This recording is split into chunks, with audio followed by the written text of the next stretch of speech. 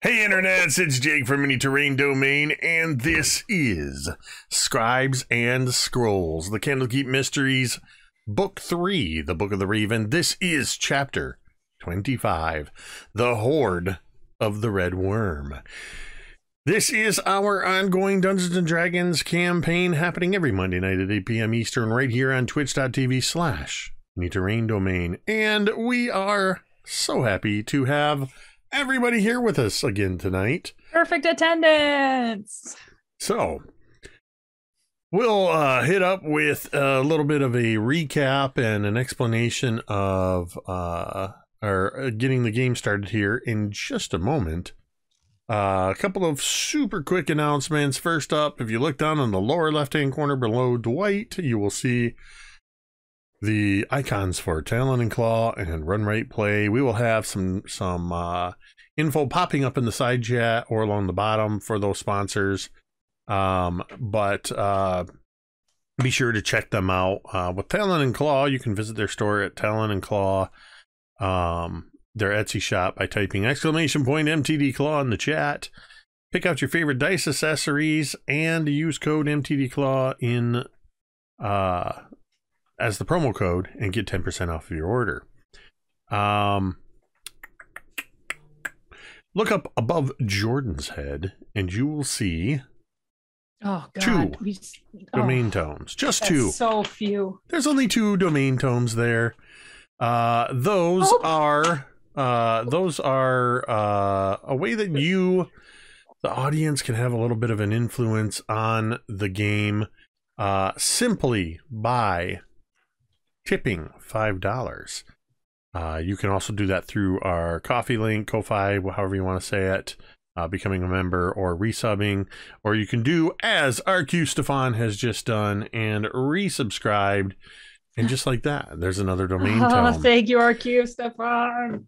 Also, you can tip 500 bits or cheer 500 bits. There's a handful of ways that you can influence that. I also realized I need to make one slight change because this will affect this. There we go. I was facing the wrong way because we also now have limited edition domain tomes for the Dungeon Master available right here. These are very rare limited edition domain tomes, of which you can tell that I currently have none. The only way I can get these very rare editions is if you, the audience, really, really, really want me to have them, because they take a $20 tip in order to get me one, but I can only have a maximum of 5 at any given time, and I'm very limited on what I can do with them. But I can use them myself for advantage. I can also re-roll, or I can counterspell when the players use 5 domain tomes and try to make me re-roll. I can counterspell that and make that roll stand. But you really got to want me to have those and specify. And if you donate beyond the 5 tomes, those will roll over into tomes for the players. We have there's an event. Oh, see, Cari's getting tricksy there with the meta donation. That's fine. That's fine. It works. You're welcome, team. I do want to say real quick, congratulations and thank you to Gary and to the rest of the folks at Talon and Claw. I got to host a Liberation of the Evangeline Game 4. I ran that. We ran it on the Talon and Claw channel with Flip Flop and Chop, with Gary, Travis, and Anthony. And of course, we had some amazing guests in Dwight, D20, and Hawkmere. And we were able to raise over $500 during that game. The Evangeline game's raising, I believe it was $1,500 for the year. With that one, it was just under $2,000. Oh, wow. Just under $2,000. Awesome, guys. And that's great. That brings the total for the year for Jesse's Journey to just over 31,000, I believe. Yep. The organization that Gary had partnered with for the last year always happy to be a part of that. So congratulations, Gary, on capping out the year and just some amazing fundraising. And this Saturday, well, actually Thursday and Friday and Saturday, over on Big Bearded Nerd, the International House of Minis is going to be hosting a handful of charity events. There's going to be a painting stream, I believe. There's going to be West Ocalypse over on that's on Kenya's channel, I believe. I believe so. Yes. Yep. Okay, so that's over on Acersen's channel,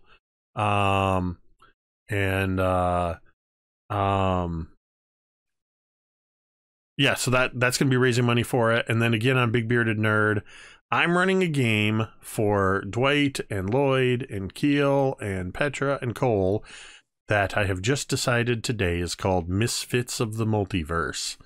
And I think Guardians of the Galaxy, but D&D. And it's going to be awesome. So you want to tune in for that.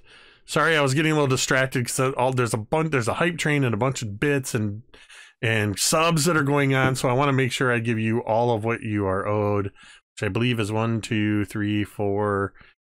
Okay, we'll do this way. There you go. 5 more tomes. You just couldn't have those 2 tomes. Couldn't start the game with just 2 tomes. Oh. The last announcement, of course, that I want to mention is well, that's going to be another 5 tomes. Thanks to Smokebeard. Thank you so much, Smokebeard, gifting 5 subs to the community. Thank you. Oh God. Okay, it's like they're worried about you being in this dragon lair. Yeah, weird. Prisoners. It's almost like we're all at really low health and captured or something. So, sorry. The last thing, of course, that we want to mention is just to remind you and let you know that you matter. Your presence here on this earth makes a difference. Whether or not you believe it, it's true. But if you're out there struggling and you need help and you're not sure where to turn, all you need to do to get started is type !help in the chat. The information will also show up at the bottom of the screen. And you can use the website findahelpline.com. Put in where you are located in the world and a bunch of resources will pop up. Please use that. It is there for you and we want you to get the help you need. With that, I think it's time to play some Dungeons and Dragons. Woohoo! So, let's roll. In our last session, while continuing to investigate the map of mystery and following along this path, getting away from the Gut Ripper the Troll, and racing along the road, eventually found yourselves riding through a rainy wood when you discovered you were being tracked by some kobolds moving alongside through the woods. They tried to stop you. Doc, in his imposing form, very imposing, standing over some kobolds, scared the crap out of their leader, who took off running. You fought and killed the remaining kobolds, and then a dragon showed up. This particular dragon, who you have learned is Vornuk, landed in the road in front of you and revealed that he's not much bigger than a horse. He's quite the young dragon. But he is very cocky, very full of himself. But so is Doc, in a different way. Doc was able to stand up to this dragon and at least convince him that not to violently burn them all to a crisp. Instead, the dragon has declared that they will all become part of his Hoard and is escorting them. Or rather has flown back and is told them they have 1 hour to get to his lair, or he would seek them out and burn them to a crisp. Unbeknownst to Vornuk, Assyria and Soren were hiding in the tall grass and escaped his notice. Once arriving at the caldera, The kobolds escorted the party down into the caldera proper, where they saw Mornvarothator reclining on an obsidian makeshift throne, and they were showing off their very meager treasure hoard. And at the very end, they were forced to relinquish any visible weapons they had, including Teera very reluctantly having to give up the greatsword that she had, which now resides in his hoard. They were led to the end of a passageway, which doesn't really have any sort of like bars or anything, but they are under guard by a couple of kobold dragon shields. And we ended seeing, as night was falling, that Assyria and Soren had crept up on top of the edge of the caldera, looking down over the edge, having seen where her friends were taken. And that is where we are going to pick up tonight, with Assyria. Yeah. Night has fallen, and you're perched up on the edge of this rock where you saw your friends be led away by kobolds into the caverns within the edge of the caldera, so you don't know exactly where they've gone. You are still wounded and tired from your battles of that day. What are you doing right now, and what's going through your mind? What's your plan?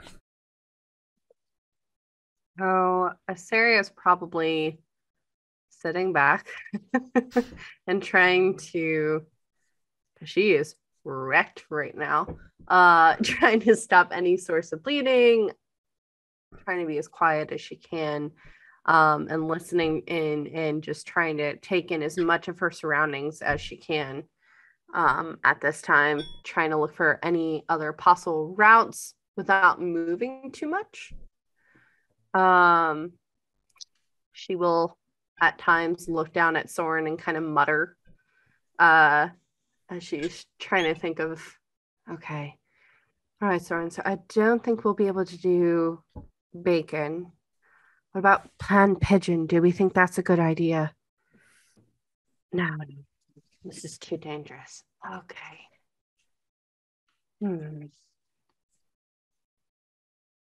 Make me a stealth check at advantage. Oh, thank God for advantage, because I rolled a 1. First, with advantage, that is going to be a dirty 20. Okay. And make me a Constitution saving throw. Okay. Oh, that no. is going to be a 14. So you managed to find a sort of a impression, indentation, or whatever in the rock here. This is all volcanic rock, so it's more rounded and smooth in these sort of undulating impressions where the stone long ago was molten and then cooled down. You find a comfortable spot that you and Soren are able to sit in, where you can just kind of slightly peer up and look over the edge and keep track of the activity. You're also sort of shielded from the bulk of the heat that's rising up from the caldera. You're not feeling the oppressiveness of it, but enough of it is coming up to stave off the chill of the falling night. But it's also very comforting, like a warm blanket. Oh, no. And you're finding yourself struggling to keep your eyes open. Damn it. And next to you, you see Soren with his head on his paws. Every time you would mutter something, he just kind of... Oh. And head drops down, and before you know it, you're drifting into an exhausted sleep. Oh my god. You missed the con save by 1. Oh. As Assyria drifts off to sleep, we are going to transition down into the cavern where the rest of the book club is in this space that's roughly about 10 feet wide. Again, smooth volcanic rock walls. Everything is warm. It's not the oppressive heat from out in the caldera proper. And you have about 15 feet in front of you. There's a place where the cavern sort of narrows that you had to pass through. And that's where the 2 dragon shields stand. One facing outward, one facing toward all of you. And every once in a while they rotate who's facing you. But they're always keeping an eye on you. And one is always facing away from you. What are the 4 of you doing in this place? What are you talking about, or how are you passing the time? I would like to talk about our plan to kill this dragon. Were my books Ford taken say from that me? out loud? Sorry. No. The only thing that was taken from any of you was anyone that had any visible weapons. So Vorn and Teera had their axes and swords removed. Yeah, but then we have our arms in our fist, so we're ready. I kind of like, as Vorn starts to whisper about hijinks, I kind of like, I'm hurt. Like, I'm like burned in places. I'm singed. I got cuts and bruises, and like, I'm not in a good way. And I'm just like, Vorn, I hate to say this, but it might not be a terrible idea for us to spend the night. Well, of course. I imagine we'll have to rest and heal up. I don't mean we kill the worm now, but it is a worm after all. So do I from last session I rolled a pretty good check on knowing that the dragon was young. Can I tell the approximate age of the dragon, Jake? As I recall, you had a really good check on that was 20 or above. Yeah. Yeah, you know, combined with what you can tell from the dragon and what you've heard about dragons, as well as the information you had picked up about this particular location, you were told that the dragon that resided here had left some 4 or 5 years ago. Your guess is that this dragon is no more than 4 or 5 years old. Oh, this is a baby. Dragons, what you know with that check, you don't know the like full dragon, zoological information, if you will. But you do know that dragons typically are considered to be wormlings until they're roughly around 5 years old. Yeah. Yeah. And do I also, is this the world where dragons can live to be like 1,000 years old too? Like great powerful dragons as well? There are dragons. I would say you know that there are dragons or tales of dragons that are hundreds, and even fewer tales of dragons that are thousands of years old or 8,000 years old. And there's even been told that the greatest of dragons are thousands of years old, and that the draconic presence that they represent extends throughout the multiverse. Multiverse, my goodness. Okay. Yeah. So while I don't expect us to topple the wormling tonight, we should definitely begin to consider a way out, because I do not want to be a part of a dragon's horde. It's not how I'm I sure as imagined shit my day don't want to going. be a jester. Teera, What, Doc? why do you say it like that? What is it, Doc? What is your question? Do you have any food? I don't think so. And I kind of like look through my bag. It's probably just like a matter of chance. Do I have any more pork left? or is all the pork gone? I think that you probably each have maybe a couple rations worth of pork left. Okay.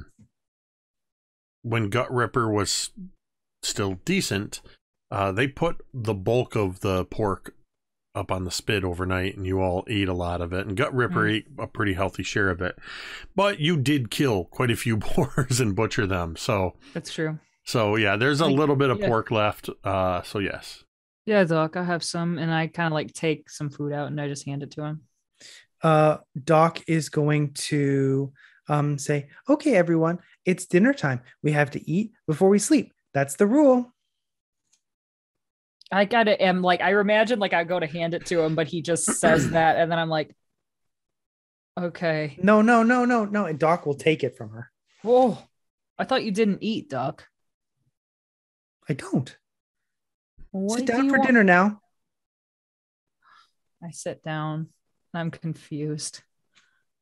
Vorn, Mizya, it's time for dinner. You should sit down and eat now. I sit down right at Doc's left foot. I don't understand, I'm just Jordan. gonna, like, look Stop up at him. nodding. I don't know what's happening. I have an idea. Yeah, I think I know what he's doing. Doc is going to walk over to the kobold guards. And he's going to say, excuse me. You step up in front of the one that's facing you, and how close do you get to him? 5 feet. Which is about where he sort of leans his spear forward and kind of, if you step any further, it'll poke you in the chest. He's looking up at you. What do you want? We're having dinner, and it's rude not to share with everyone. So here, and he's going to hold out 2 pieces of pork rations to the 2 kobolds. You look very hungry. We saw as we passed the women and children in your village. They didn't look like they've eaten very much. So I'm worried you're not being fed. And that scares me because you people need to eat. Make a persuasion check at advantage. Proud of you, Gary. Wow, Gary. Wow, all kinds of wow. 18. 18. All right. Let's see.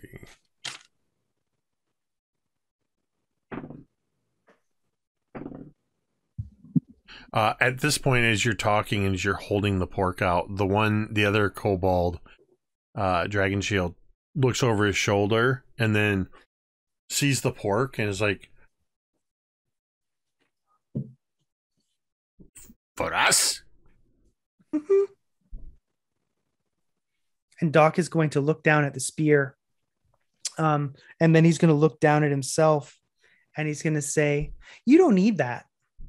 Because after all, there's only 2 of you. That's too few to do anything to me. And I don't want to hurt you.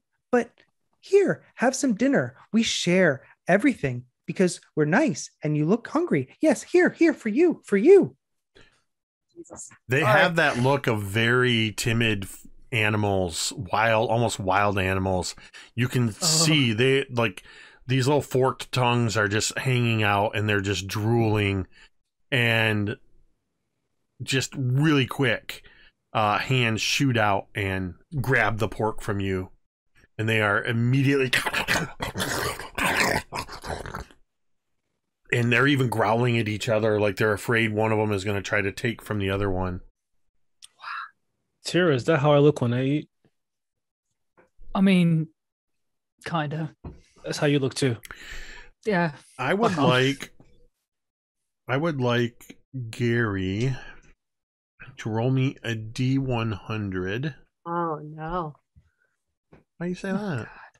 I don't We're trust not it. I always don't bad. like a D100. D100s are almost well. always bad. Let me phrase it this way: it's percentile. Percentile. Yeah, that's how you do Okay, it. Yeah, okay. So But a still- D100 Okay. implies you're rolling on a table. A percentile means there's a percentage chance of something happening. Or you're fighting against Cthulhu or an elder one. 87. What'd you get? 87. 87. That's Okay. a B.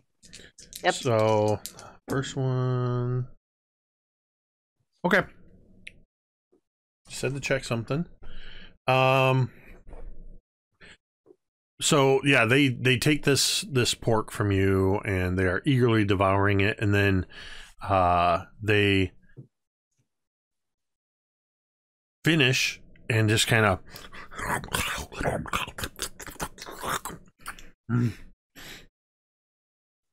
okay. You need to step back now. Okay. He's going to stand his ground, but he's not going to make any offensive movements.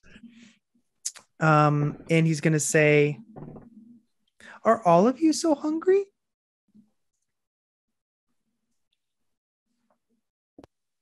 Why you worry about the kobold belly?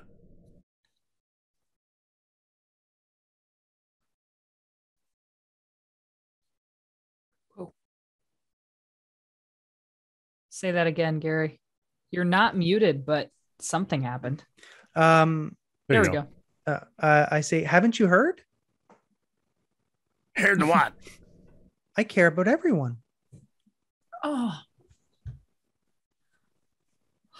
How can you care about everyone? Because I think that everyone should be able to live and be happy and be free. And part of being happy and free is being able to eat. And if you're not eating, you're sad. And if you see the people that you care about not eating, that makes you sad too. And it makes them sad. I think it's important to try and help creatures whenever you can. I only care if I eat. It's good you care others eat when they're hungry. Monvaratatar hungry. He probably going to eat you. oh God. Maybe, Then he will be happy. maybe, but then you'll be sad because who will give you pork? We will eat whatever is left. I don't think Morn Varothator will share anything with you. Do He you? always let us chew on bones. But What do there's you- not much meat on those bones, is there? Oh, bones have delicious marrow inside. Mm. But if you had to choose, would you rather have what I gave you or what Morn Varothator gave you? What do you mean, choose? Choose. That's an interesting question. Sometimes, given a particular situation, a creature has the opportunity to go left or go right. That's what I mean by choose. I know maybe it seems like when you work for Morn Varothator, all you can go is right, but sometimes you can go left. I mean, after all, if you turned right and then turned around, it would be a left. You're making my head hurt. Me too. You should go sit back down. Okay. You I have will. long night before Murnvaratatar eat you, maybe.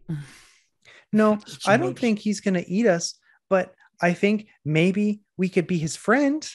Maybe we could be your friend. I wonder why Morn Varothator doesn't treat you so nicely.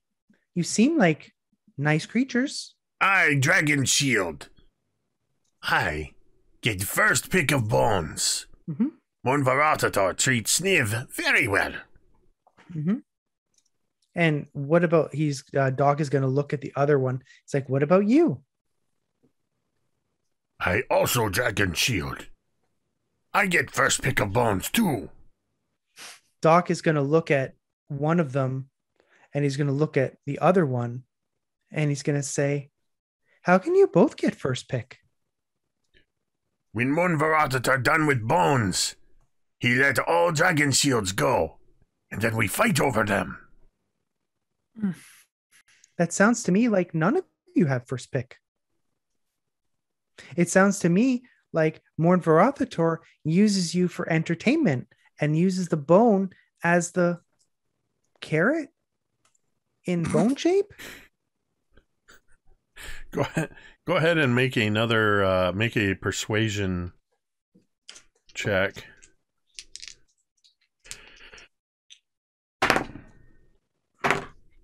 What is going on? Both dice rolled the same number, and both dice rolled the same number on the last charisma check I made. Doc is going to see he's going to have a memory flash before his eyes. He's standing in front of a cage, and he doesn't see what is inside it. He just remembers the soothing tones that he was using, not what he said, but the emotion that his words conveyed, and he's going to use knowledge from a past life. Okay, that was a good roll. So that was a nat 20. Oh, Okay. that's a pretty good roll. Yeah, and you said I could add guidance to that while I'm doing persuasion checks. So that's a 32. Damn. So, Sniv, the one you've been doing most of the talking to, looks over at the other dragon shield. And remind me who here... Actually, I don't think any of you speak Draconic, now that I recall. No, sir. The two of them start jabbering back and forth in Draconic. And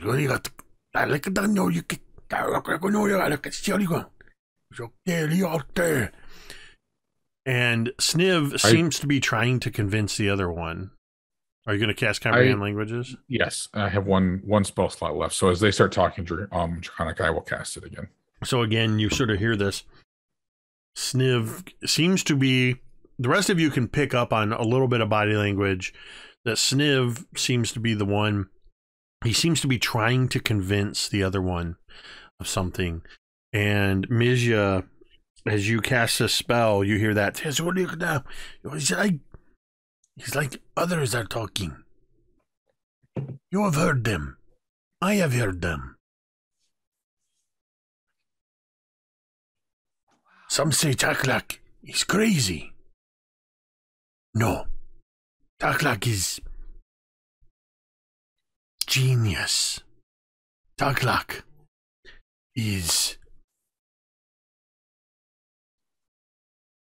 I think he's like Taklak has been saying. And the others. If we can get together with these, they can help us. No. He's too dangerous. Monferratata will kill us all. No. We have many. If we can get the other dragon shields. And the rest of the kobolds to join with us. With these. Maybe they can kill Monferratatar. This is dangerous. The big one, his words are confusing.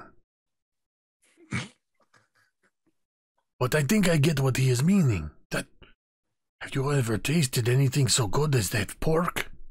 It was so good. Better than bones. It's the barbecue glaze. Why don't we just kill them and take all their pork? Because then Monferratatar will kill us. Okay. Okay.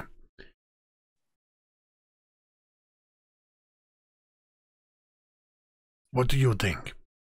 Is it worth a try? I think it is. We should talk to the others. All right. Stand tough. We change guards soon. Then we talk to others. And convinced that nobody has heard what they are saying, they turn and look at all of you and look up at you, Doc. Sniv looks up at you and says, Your words are confusing. You make our head hurt. We would like you to be quiet for now. But we will talk to others. You have more pork? Yes. It would go a long way to convincing people. We will give you some, but we'll need to share it with everyone. I walk over and hand Doc the last of my portions, which is probably actually a little bit more because I don't eat much. So, and Doc will pass it to the kobolds, and he's going to say, sometimes doing the right thing is hard, but if you work together, you can do anything. Look at my friends. They look over and we are all in shitty shape. Oh God.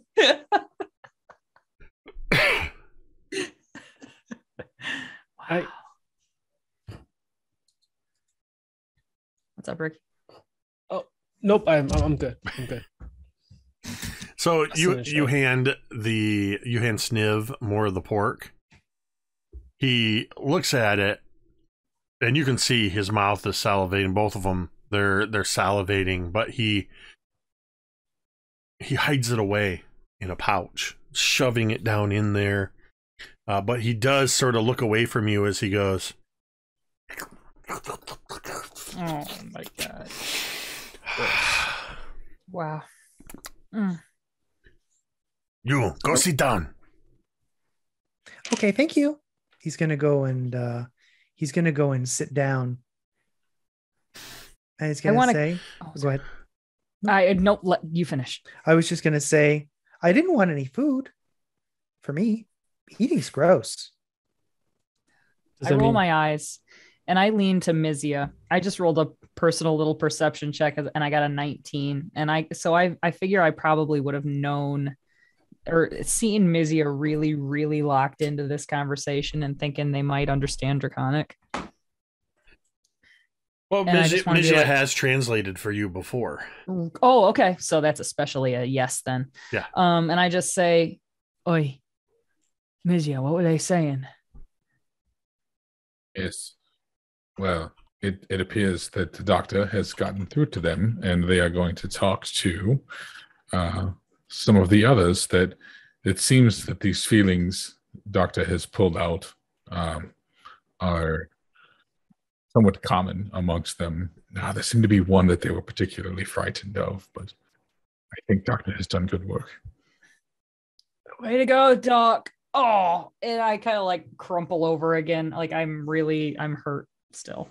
Does it ever get tiring saying that, Teera? Yeah. Oh. And I just kind of laugh and smile and Mizya, make an insight check.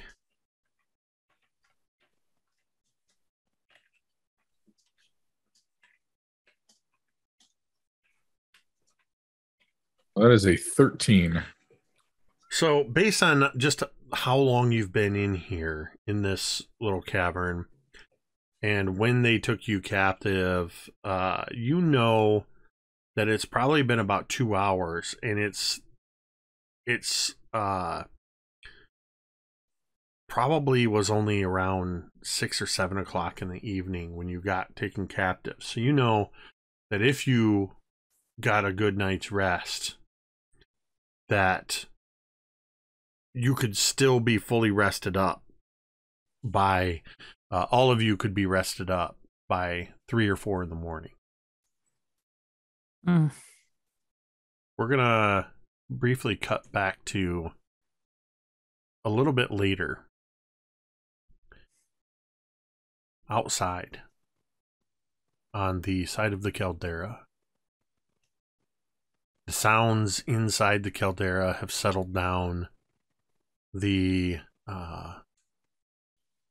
whole area around here has a gentle flickering glow of yellow and orange from the few fissures of molten rock and a couple open places of lava within.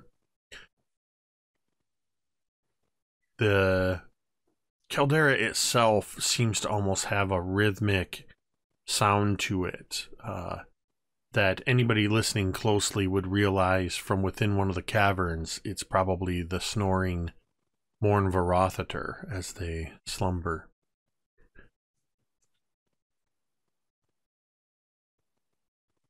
Assyria and Soren, I would like you to make perception checks at disadvantage.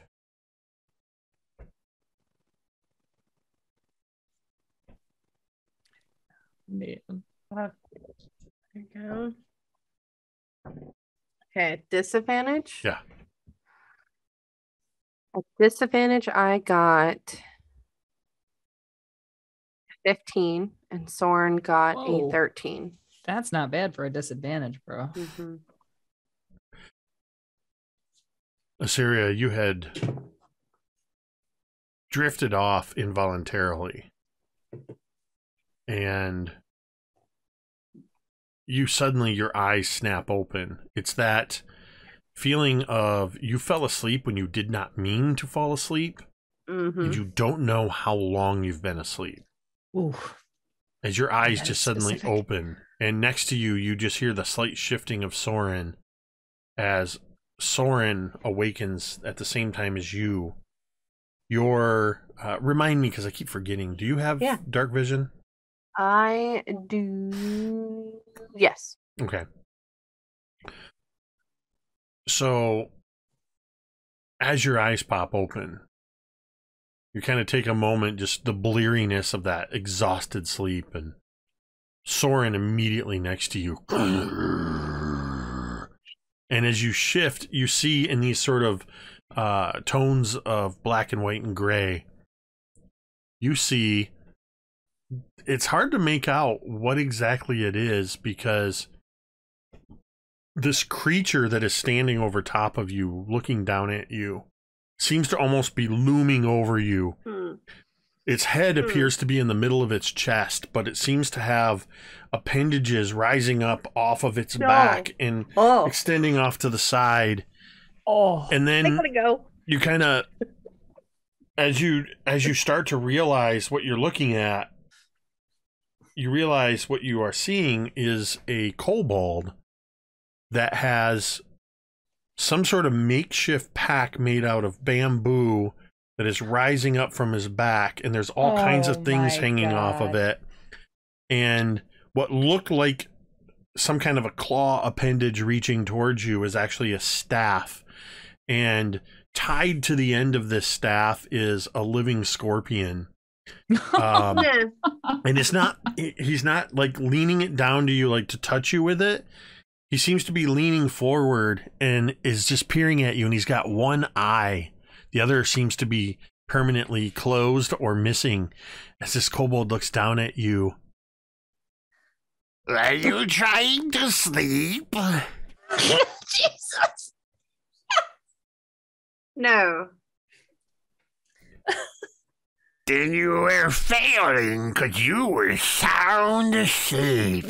Yeah, you're a sharp one, aren't you?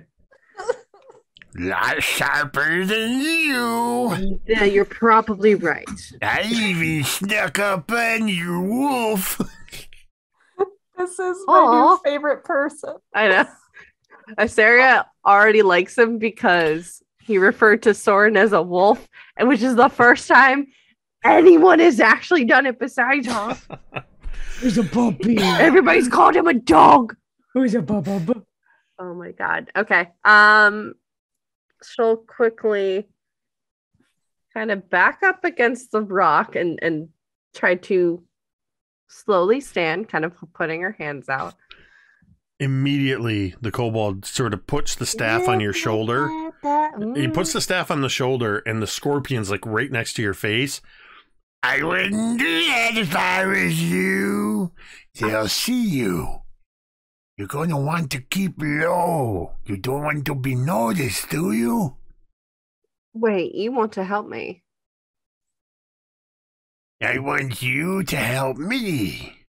That's how this goes. Okay. What do you want? And she'll kind of sit back down. First things first. Are you with those others that were taken prisoner inside? Yes. Have you seen them? Obviously, I've seen them. I know who they are. Well, I mean, like where they went. They are being held in the prison cave. Morn Verotheter intends to put them into his treasure hoard, which means he's probably going to eat them and then put their skulls in lava. Once they are encased, he will put jewels in their eyes and put them in his treasure hoard as prized possessions. They will be the first adventurers he has ever killed. Well, no, they're not. We're going to get them out before that happens. That's not so very easy. Mon Verotheter has an entire colony of kobolds. Many of them are loyal to him. Lucky for you, I am not. So, well, I did meet a few of your friends on the road. It didn't seem like too many wanted to actually serve. So what would you want in return for helping me with this? How skilled are you at killing dragons?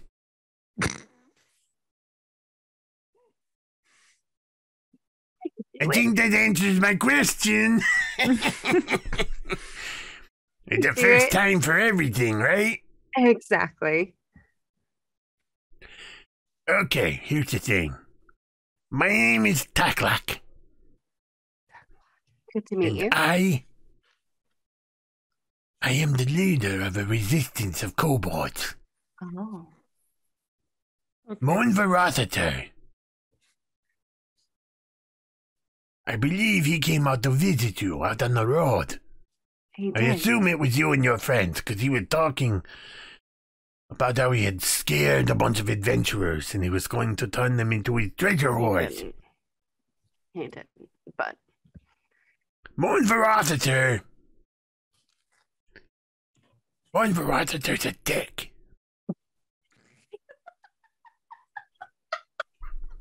I'm sorry, Mon Verotheter is nothing like his father. I mean, his father was all kinds of bad news, but when Regenvoss the Resentful resided here, there were hundreds of kobolds, and we ate well. But since he left, they left his son in charge. Everything's gone to shit. It's been terrible. And we want to get rid of them. But there are less and less of us. And then, wouldn't you know, apparently somebody is smiling down upon us. Tiamat has blessed us by bringing us 5 adventurers. Sure. Okay. I'm guessing you want help with the resistance and getting rid of the dragon problem? Yes. That is exactly what... I mean, I pretty much have spelled that out for you. Listen, okay, it's a little bit hot. I'm clearly injured. I'm still waking up. Okay. Actually, you find that your wounds are not as bad. You've been asleep for 8 hours. No, not that long. Long rest. Long rest. Yeah, you got your long rest. Oh, thank God. Okay. All right. Okay.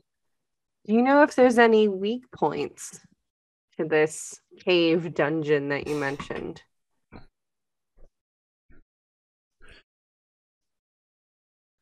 Hidden passageways? Ah, do you want a secret passage?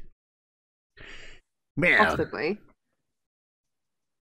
I know of a way that we can get to your friends. And we should be able to do so without being noticed. Okay. Taklak made a secret passage long ago because, well, I've always expected that I would be imprisoned at some point. It hasn't happened yet, but if I do, I won't be a prisoner very long. Right. Amazing. What is your name? Asaria. What is your wolf name? His name is Soren. Soren. What was your name again? Just call me Ace. It's fine. Ace. What was the wolf's name again? Just call him Wolf. It's fine. Wolf.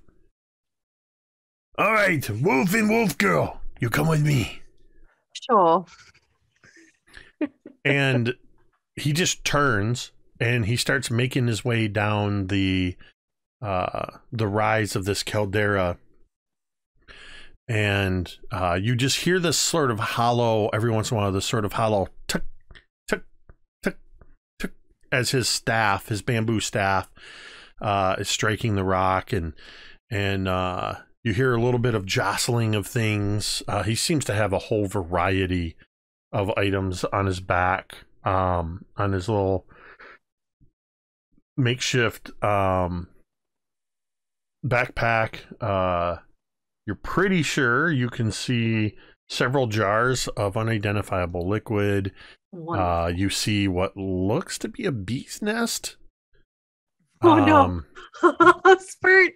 There's a small cage hanging off the back that's also made of bamboo that appears to also have a small skunk in it. There's a couple pots that look to be made of clay, and there's a basket. He comes very prepared. As we're moving, Asaria is, because we're moving towards the heat, correct? No, you're moving down. So you were sort of up. You're moving down, right, and you're actually moving away from the caldera. Ooh. Okay. She will follow. Okay. That changes what I was going to do. Okay. At which point we cut back to the interior of the prison cave. Doc and Mizya, you have been able to maintain your awareness in your trance states as Teera and Vorn, not long after your conversation with the guards, they succumb to the exhaustion and begin to sleep. Unless you want to try to stay awake, you would succumb to sleep. If you do try to stay awake, you would not gain the benefits of a long rest. Honestly, like, I would probably kind of finish out that night by, like, I'm sitting like next to Vorn and I'm just kind of talking to him in Orcish, just talking, kind of shooting the bull. And then eventually, as I fall asleep, Teera would probably like slump over onto Vorn. You're muted, Ricky. There we go. There we go. There we go. My bad. As Teera and I are talking, I do ask Teera and Orcish, where is Assyria at? I think she was hiding when we were in the forest, and then she was going to follow us, try to get us out, but she sure is taking a sweet time. I hope she didn't fall asleep or something. That'd really be stupid. Yeah, I was just gotta. Well, one thing we should do that'd be smart for us is to fall asleep. We'll need our strength for tomorrow, huh? Yeah. And I kind of like look down at my scorched ass self and I just kind of like shake my head and I'm like, first thing I'm gonna do is get my sword back. Yeah. When I get these when I can find my axe and my hatchets, I'm gonna throw one right in this little worm's eyes. But hey, I gotta admit, these scars on my chest from the burns are kind of cool though. Oh, they're hot as hell, Vorn. Hot as hell. Yeah, I thought so too. Oh yeah, Dwight. Dwight and Assyria, because you weren't here last time, Vorn is basically looking a bit like Conan because most of his armor got burned away. Yeah. Got pretty He's singed like what you and would scorched draw on the because side of an 80s van. he got singed quite a bit by Dragonfire when Morn Verotheter first showed up. So he's got basically like the leather wristbands and little more than the gauntlets. a little more than Hot. a loincloth at this point. Yeah. Yeah. Like Basically American Gladiator. Yeah, like UFC fighter. And I got burns across all my front of my skin, and of course, around my eyes. It's just like it looks like a whole bunch of tigers just took their claws and just peeled it across my face and across my chest. So cool. That's Vorn metal as hell. Vorn definitely looks like he would be Murtal in the Candlekeep calendar. He is Mert. Damn. So Mizya and Doc, as the two of them drift off to sleep and the two of you are in your restful period, you do notice that every couple of hours, the kobolds that are guarding you see and hear a couple more come marching down the cavern, the tunnel, and then they swap out. I believe your spell only lasts for an hour, Mizya. Is that correct? Your comprehend languages? Mm-hmm. So you wouldn't, by the time they change, you wouldn't be able to hear. There's just a couple words are exchanged in Draconic, and they change out guards. The second set of guards that come in, they don't say anything. They just kind of do their routine of every so often switching places, who's watching you, and they stand there. And then finally, the third set of guards comes in, and at this point, if you haven't done so already, those of you in the cave can hit your long rest button. Did it. Yeah, I saw you eagerly leaning forward when Assyria reached the 8-hour point. And Mizya and Doc, I think because of your being awake and kind of just having a bit of an awareness, keeping an eye on the guards, you get the sense that it's probably somewhere around 3 a.m. As these guards come in. And I would like Mizya and Doc to make perception checks.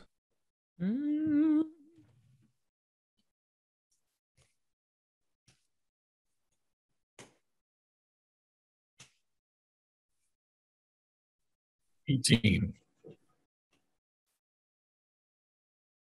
You're muted, Gary. Assuming I can't add guidance to that. No, because this is just something that comes up. 16. Both of you, as you're sitting there in your trance states, or Doc, I don't know if you're just leaning against the wall, staring straight at the kobolds. Weirdo. You, Doc, as you are sitting there like that, a little bit of dust falls on your forehead. And a little bit more dust falls on your forehead. And Mizya, you kind of sense and hear the sound of pebbles falling over in Doc's direction. And if you open your eye, you would see little bits of rock from the wall are falling down onto Doc's head. And then you see there's where it looks almost like this bubble of molten rock frozen in place as a bubble. It looks like it's going, and then it goes, and it disappears into the wall. And a moment later, you see a one-eyed kobold peeking through. A diamond in the rough. You see Assyria's head poking through and looking in at all of you. And that's where we're going to take a break. Oh, no. Yeah. I'm sorry I spoke ill of Asaria. Mhm. Nice. I take back. Taklak was an early contender for MVP, but I think it might be Asaria. I don't know. I don't know about that. We'll see how it goes. Hasn't done anything yet. All right, well. Thank you to everybody who has contributed early to the pool of domain tomes. The players had just 2 when we started. They've got 16 now. Thank you for that. We're going to take a 10-minute break, and we will be back for the second half of this session. Stick around. We'll see you in just a few minutes.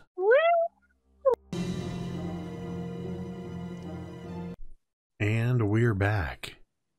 Mizya and Doc, you have just spied Asaria and a one-eyed kobold peeking through a hole in the wall at you.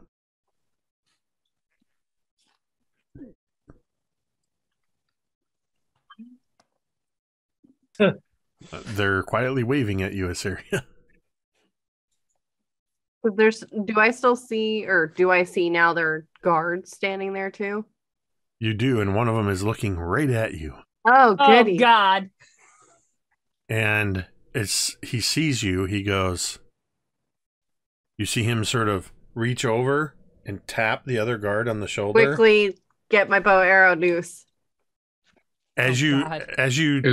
Well, first of all, there's not much room to draw a bow in this tiny tunnel you're in. And Fair. Taklak is kind of pushing up against you because he's like, let me see. And then he goes, oh, go ahead. No, are these the same guards that No. different guards? Okay. Different when they switched out. Yep, this is the third set of guards. So Taklak, he's like pushing past, and he kind of, as you're trying to get your bow around, he just pushes his head up, and now you're actually staring at this skunk in a cage because of him kind of pressing up. And the skunk looks like it's basically a baby skunk, and it's just sitting there kind of wiggling its nose at you, looking at you, little beady eyes. And you hear Taklak go, Ow, good. It's Ertos and Kalak. and the 2 guards are now looking at all of you, and the rest of you, Teera and Vorn, you kind of start to hear voices, and you hear as these guards go, It's Taklak. Taklak, is it time? It's almost time. Thought it was bullshit. I thought it was all Oh. fake. Wow. and I kind of wake up and yeah. I see the hole in the wall, and I'm just like trying to like gather what's going on, and I hear these kobolds speaking in Draconic, and I'm just like, And do you please, like, Vorn kind of, should I roll an awareness check to wake up, or No, you would have woken up. You're at the end of your rest, and you're hearing voices right next to you. And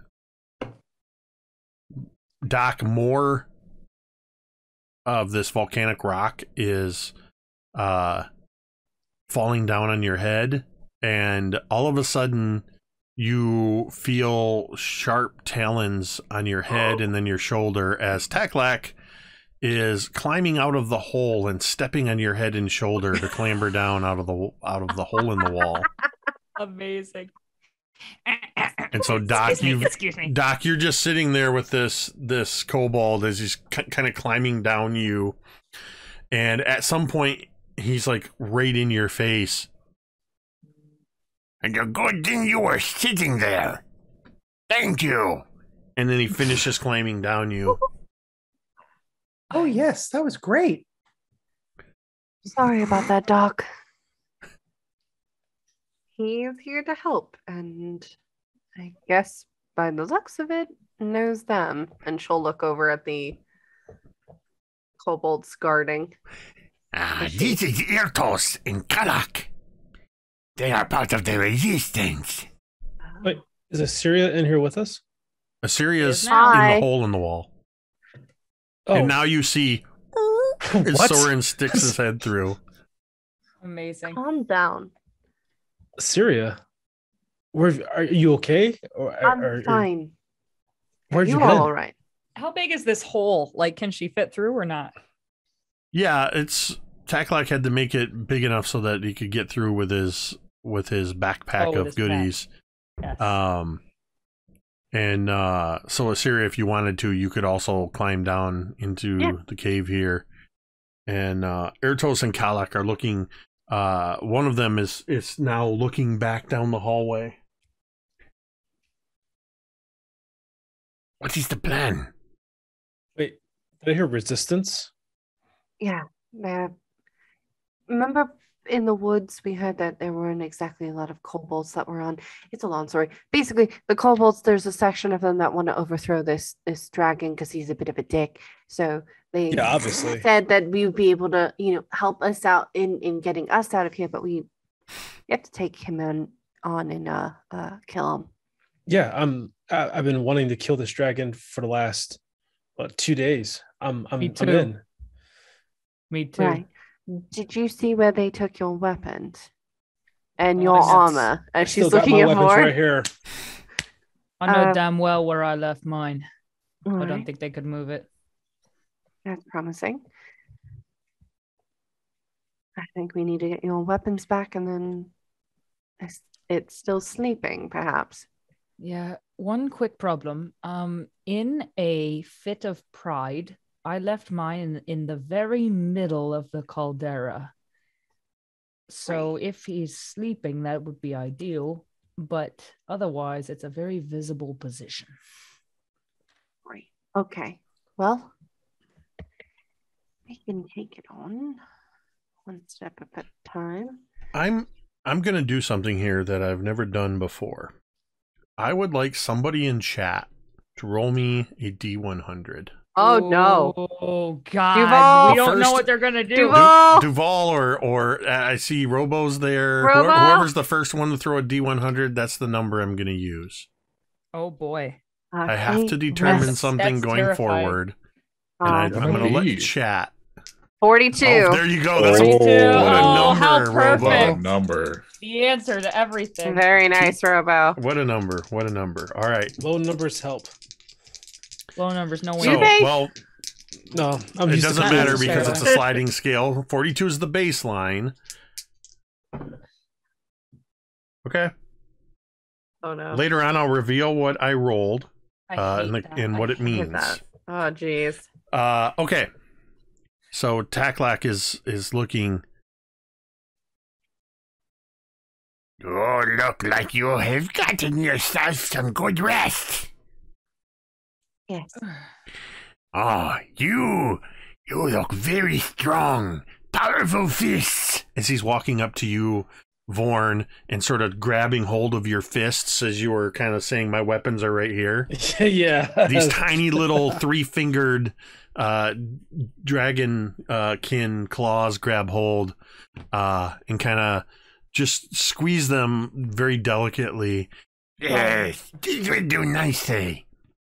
You Perfect. look like you also could punch very hard. I can hold my own. You are a very, very big one. You could probably squish some kobolds, yes? Looking at you, Doc.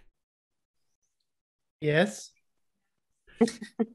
And then Taklak Zero moves, hesitation. Taklak moves over to Mizya and says, It's very nice to meet you. I hope you don't get hurt. Yes, thank you very much.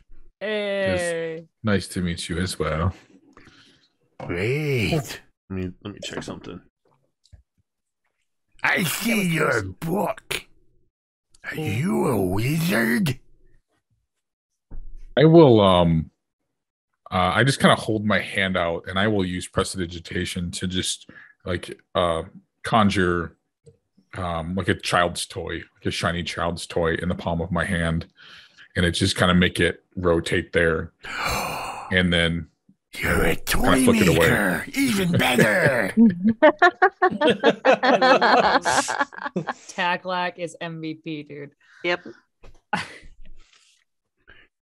Okay, so Morn Velociter is sound asleep.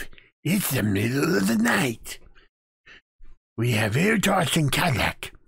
They are part of the resistance. Earlier, Morat and all of them were on guard. They are not part of the resistance. Some of the regular kobold families, they believe in our cause. Some of them do not. Osas is a magic wielder. But I heard that you chased him away and made him scared. Mm-hmm. Pointing at Doc again. So, all of you are well rested, and we have some kobolds on our side, and you've got Taklak. What is your plan? I kind of look at Mizya and then I look at Vorn. Do you Well, want to get your weapons and perhaps cave Yes. the caldera in? yeah, Make the Yes. caldera a tomb? we have to Yes. figure out how to get around this dragon's fire.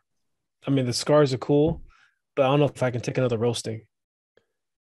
So if So he never gets a chance to, Yeah, if we cave it in before. well, the caldera isn't that big a area. I don't know. It's about 60 feet across and about 30 feet deep, is what we were told. I mean, is what we saw. Well, it's enough to house him, right? Well, you thinking of caving him in here? if he was right in the middle of it when we, That's what I mean. How will we do that? I think you're onto something, but how do we do it? Mm, what if we lured him down here and then found a way to cave this cave in and then the caldera around them? Or we could just cut his head off. Option B. Cutting his head off seems to make a lot of sense. I am in the cutting off of the head camp, but I am as well, but I would prefer to have some extra insurance. So if we could somehow cave it, I just don't know exactly how. I'm not magically proficient with that. Well, is there any stalagmite or it's not okay? Which one grows up? Which one goes down? stalactites go down and stalagmites Might go grow up. Yep. Okay. up from the I've ground. been told it might reach the ceiling or it's tight to the ceiling. Yeah. Is how you Indeed. Thank you. tell the Mizya. difference. One I more read time that on that, somewhere. Mizya? A stalag might reach the ceiling. Oh, my Stalag is a stalactite to the ceiling. Mm-hmm. Tight to What? the ceiling because it's hanging from Tied the to the ceiling. ceiling. Yes. Oh, geez. Wow. I'm even more okay. The rocks that hang down. Yes. The Those are the stalactites. There's not a lot in the way of stalactites because this is not a natural cavern system. Oh, it's not a water-based cave. It's a These are volcanic cave. these are old magma tunnels, and some of them look, including the one you're in, look like they were deliberately tunneled out, probably by the kobolds themselves. Mm. The caldera is a caldera is basically the depression where a volcano was. Mm-hmm. Because One of in the America, nature yes. of it, it is, you would know just from the size and everything of it, it is not likely that it's something you could cave in on itself. Right. Maybe if Teera- you had some powerful magic that you could open up the floor, because you do know that there are fissures and magma in parts of the floor. So there is still molten rock in areas. But in the idea of like caving in a cavern or something like that, Mhm. there's just not enough there that it would actually do anything. Teera So- also pipes up and just says, it's worth noting as well that there are kobolds that live in this caldera. If we collapse it, then we're taking their home away. That's true. Doc, what do you think? I know, is there anything we can do to, I don't know, what do you think? In regard to what? Stopping the dragon, subduing the dragon. That's Kill not him, my dragon. area of expertise. But you know a lot about herbs and stuff. Would I have come Herbs across and any stuff? information about dragons, especially young dragons, in my research? Well, why don't you roll me a history check? Dragon, the new herb that's taking over. Dragon. There's a 17. You've in your many years, you've read a few books on dragons. You definitely know that this is a very young dragon, which would tell you that it's not old enough to have fully established a lair. It's not old enough to even... I mean, this thing's barely bigger than a horse. It doesn't have a lot of the presence and abilities that older dragons learn. It's very unlikely that it's learned magic. It's very unlikely that it has full command of the lair, particularly of note, since it seems to have it seems to be sharing this space with a bunch of dragon kin. I'd say that's about all you get out of that. Okay. So we need to know, because dragons are typically very prideful, right? They don't back down. They think they're above everything and above everyone. Mm-hmm. How can we use this against this dragon? I mean, he seemed pretty pissed at all my giggling. Maybe I taunt him, and then you all could sneak up behind and... That might work. Yeah. But That might be the only way at this point. I think the Question. longer we linger, it's going to be a problem. Isn't he sleeping right now? yeah. I mean, if we could Yes. kill him in his Moon sleep, that would be- Veracity sound asleep right now. Does he have Huh. any Does he have any weaknesses? As I look over.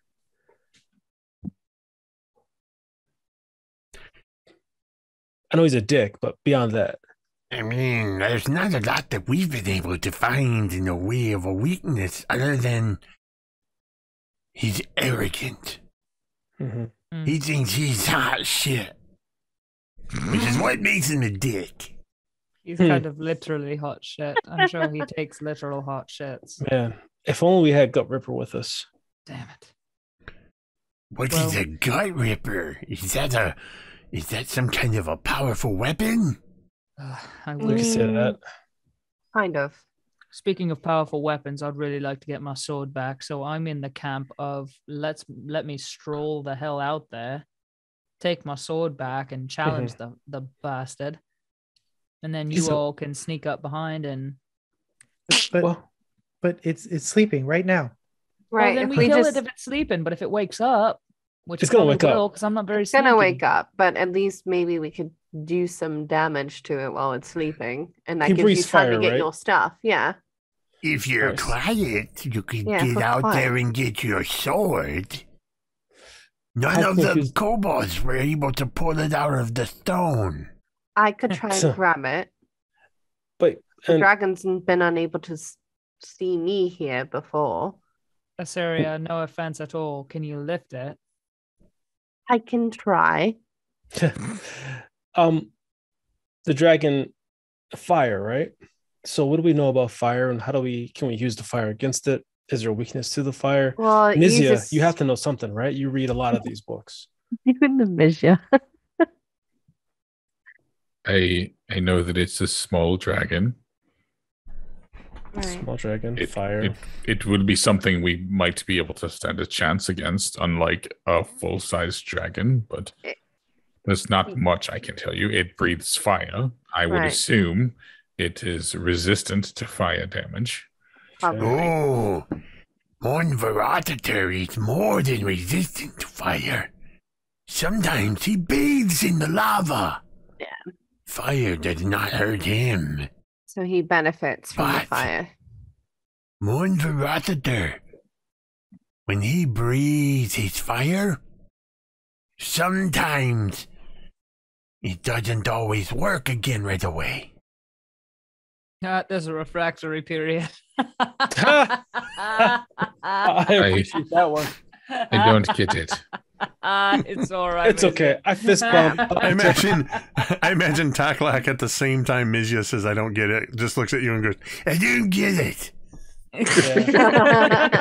And, Vorn's going to immediately fist bump Teera. Like, I get it. I do too.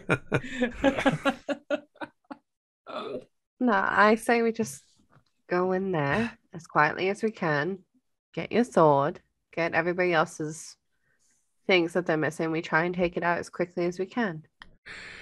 Do you all have water skins on you? They're in my cart.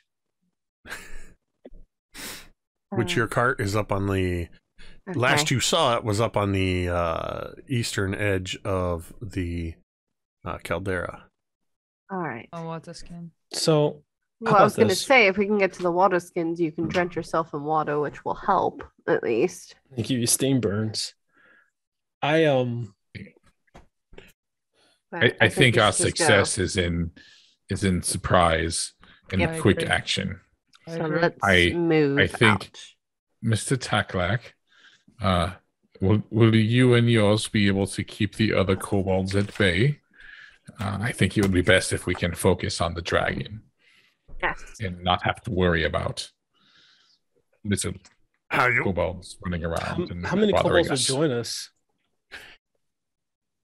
There are enough that are sided with the resistance that we can hold the others at bay for a time. More guards are with us than are not. And I had no intention of facing Mon Verositer. You are much bigger. Even you are much bigger than I am. Mon Verositer would just stick his finger at me and I would break into pieces. The whole point to this working is that you're going to take care of him. Okay. I do think we that will that keep the is- kobolds out of your hair. And I think we must go now. It's before the dragon wakes. It is middle of the night, but who knows when it will rise from its slumber. When Taklak says keep them out of your hair, I kind of like, and I like elbow Vorn because all of his hair got He's scorched bald. off Yeah, I'm during bald. the. Yeah. And I like look No back, I'm like, offense. do you think it'll ever grow back? I hope so. Yeah, I'm sure it will. I'm sure it will, Vorn. It's not worth worrying about. If you're going to go into the caldera, you will have to be very quiet. Mon Verositer sleeps in a cave just behind his obsidian throne. If you move in there very quietly, you might be able to get some sticks and pokes on him before he wakes up. He is not a very big dragon. Maybe you can kill him before he wakes up. And the Irtos and Kalak, the two guards who have been just listening and watching, they just go in. They just kind of go, "Oh yeah, I hope they kill him in before he wakes up. Otherwise, I don't know if they're all going to make it." Oh God! Oh God! Don't say that. It's foreshadowing. I say we Are should you go able to shoot out the dragon's eyes? Yes. All right, keep that in mind when this dragon goes live. I was Hey. going to aim for the eyes anyways. Okay. Well, good. We're on the same Think- page. We should quietly get into position and Yes. ready our first attack. Saria, can you follow me to where I left my sword? I can show you where I put it. Of course. Doc is going to walk over to Teera. And he's going to pull her aside. And he's going to say, maybe just this once, you should try and fight with a different weapon, because maybe you'll wake up the dragon trying to pull out the sword before everybody else can get into position. And then that would defeat the purpose of trying to sneak up on the dragon in the first place. That's right. Do you have your bow? Yeah, well, no, they took my bow too. It's in the pile. It wouldn't be so loud to grab that. But Doc, I mean, if you have me without my sword, you might as well just not have me. He's going to I need my sword back. he's going to tap Teera in the chest, and he's going to say, "You're the sword." Oh my God. And I just kind of like, I'm very tired. Like I had a full rest, but I'm still kind of tired. It's not a great mattress in the cave. And I just sort of like look at Doc and I'm like, well, thank you, Doc. I can use my bow, I guess. But I'm still not leaving without my sword. Yeah, you can get it back when we're done. You could always ask one of the kobolds for a spear, or maybe a kobold greatsword would be like a longsword for you. It's a good idea, Doc. I have them more often than everyone else. You do. Oi, Mizya, could you ask one of the kobolds if I could get a spear or something? Or what they would think is a great sword? Yeah, can I get a spear too? I kind of look sideways at Teera, and then I turn to the kobold. The kobold's looking at the kobold's in common and say, "Can you get her a sword?" The kobold says in common, kind of looking at Teera like, "See what we can do." Oh, thank you. They've been talking in common this whole time. Oh, I thought they were talking in No, it was only when I specified the earlier guards were talking. I in apologize. No. I apologize. Okay, good. Okay, my bad. Okay, well, yeah, if I could get something, I'd appreciate it. Because I got my sword kind of proving a point. Where exactly is the sword? It's in the middle of the caldera, jammed into the rock, where Sword in the stone style. Yep. Thinking I'm probably going to be the only way to get that shit out. Yeah, as well. Can I get a few spears? Throwing spears. Spears. Yeah. the two kobold dragon shields say, You, come with us. Pointing at Teera and Vorn. Yeah. I go with them. And they start leading you off quietly down a tunnel. And I need you to make stealth checks. Both of us? Oh, shit. Oh, God. Oh, God. Remind me I need to pick up Pass Without a Trace when we level. I got a 15. Okay. Ooh. Look at me. So stealthy. Yeah. What'd you get, Vorn? Half of that plus 5 plus 0.5, so 8. Okay, power 8. That's not bad. Power 8. And Irtos and Kalak got a 12 and a 13. So as the four of you are moving down these passageways, every once in a while they stop and they look at you, Vorn, and then they keep moving forward, and then they look back at you. Yeah. And then finally they turn and one of them looks at you and goes, Can you please walk quieter? And Vorn is the whole time he's been like trying to be quiet the way you try to be quiet when you're not trying to wake up your wife in the middle of the night. And that's very specific, Ricky. Yeah, because I go to bed later, I'd open up doors. Yeah. That's what it is. But like I'm constantly like kicking over like a pile of rocks by accident that I tried to avoid, and they all kind of like tumble down. I'm like, you take off your jeans and go to put it over a chair, and all your change falls on the floor. Exactly. That's exactly what I mean. Thank you, Jake. I know exactly what you're talking about. There's this moment where it's like, yeah. You open doors and it's like, Oh so- God. Yep. Yeah, so as I'm trying to go down I'm trying to follow along. Every now and then I'll kick over like a couple of small rocks and step and kind of. At one point, you see Vorn. He slips in the dirt, and he does that split that you do when you can't quite do the splits, and he's like, "Cool," and he's down to the ground. God, Ricky. Oh God. No. Yeah.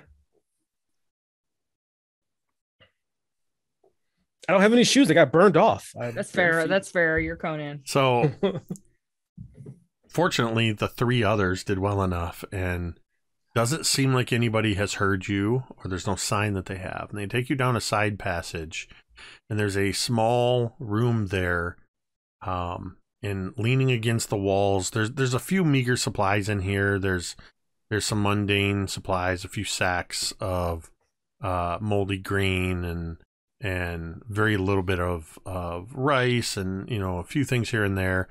But there are 4 spears leaning against the wall, and there are 2 scimitars, and there are about 3 slings with small pouches of rocks that are hanging.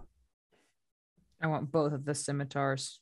I'll take the slings. Are there any ropes? Teera's going to come out dual wielding, isn't she? Yes. No. No.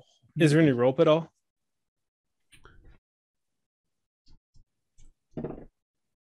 Rolling for it. Yes. There is one 50-foot piece of rope, loosely coiled up, frayed at the ends. Yeah. Vorn's gonna like put that over his shoulder and kind of take like a satchel of throwing spears and. Sorry, I just pictured that scene in Boondock Saints when they were arguing over the rope. Yes. Yes. Yep. And you said a couple 100%. Of slings. You said like slings. Yeah, like. Yeah. Oh yeah. How many of those are there? There's 3 slings, and there's a couple sacks with the ammunition for them.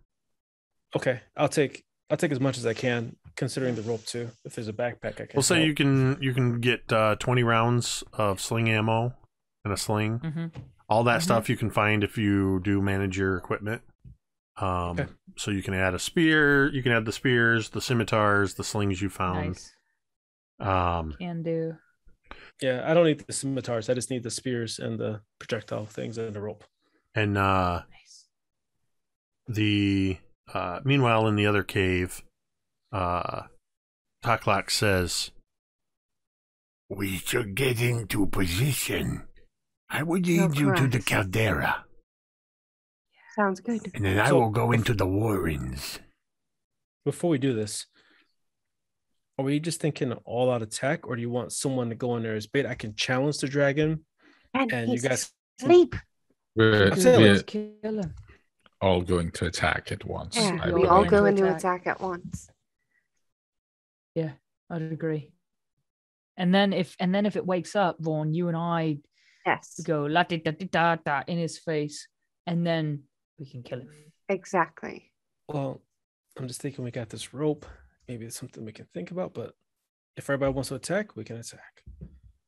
Well, we're not going to capture the dragon. No, there's no way we're going to be able to capture it.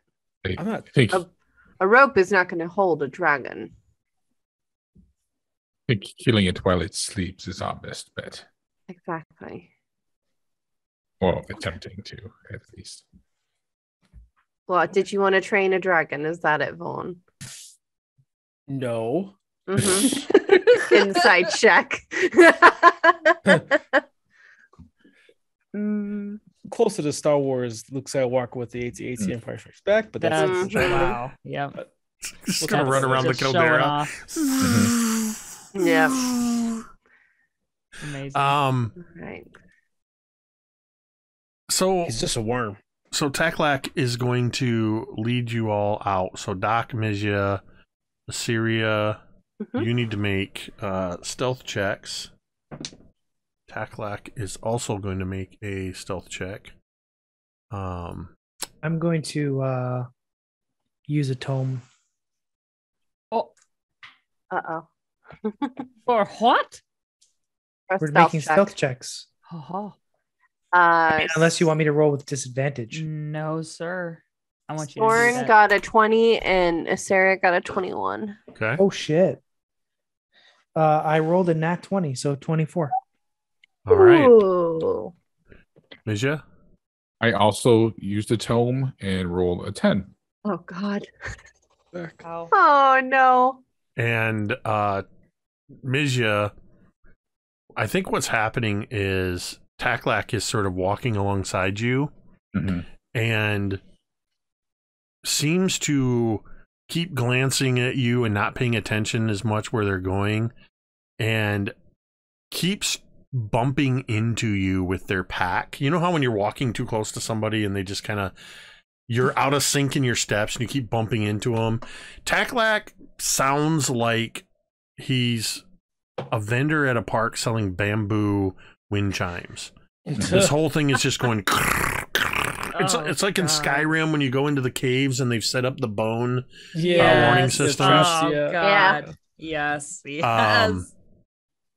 So, yeah, you're making a little bit of noise as you're heading through. It's not terrible, but every time the two of you kind of stop and look at each other, and then you start moving, and it happens again.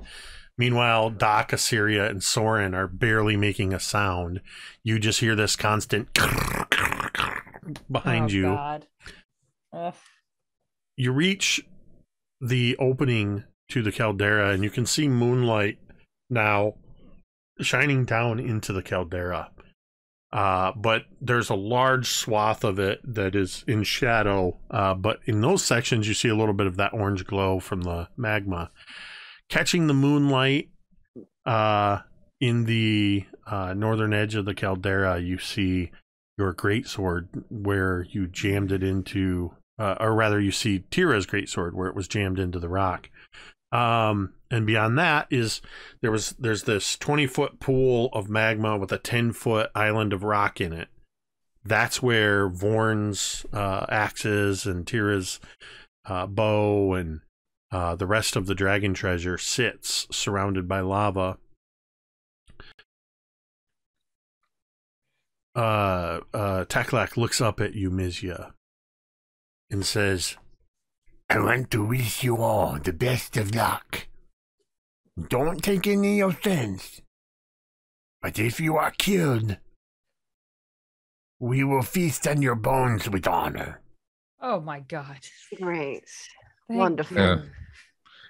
It's dangerous Yeah, out there, so I want you to take this. and he reaches onto his pack and he Dangerous pulls to go something along. out. Be very careful with it. When you're ready to use it, give it a good shake and then throw it. And he holds out to you a bee's nest. Ooh, Yes, perfect. Yes. I mean, this yes. looks like That's straight out of perfect. Winnie the Pooh. It's like, Yes. Yeah. I am so ready I for just this. kind of take it. Yes, well, thank you, Taklak. And if we do die, careful with my bones. I have osteoporosis, and you wouldn't want to get a splinter. I have no idea what that means. Joking has it. We are all back together now, right? Are we?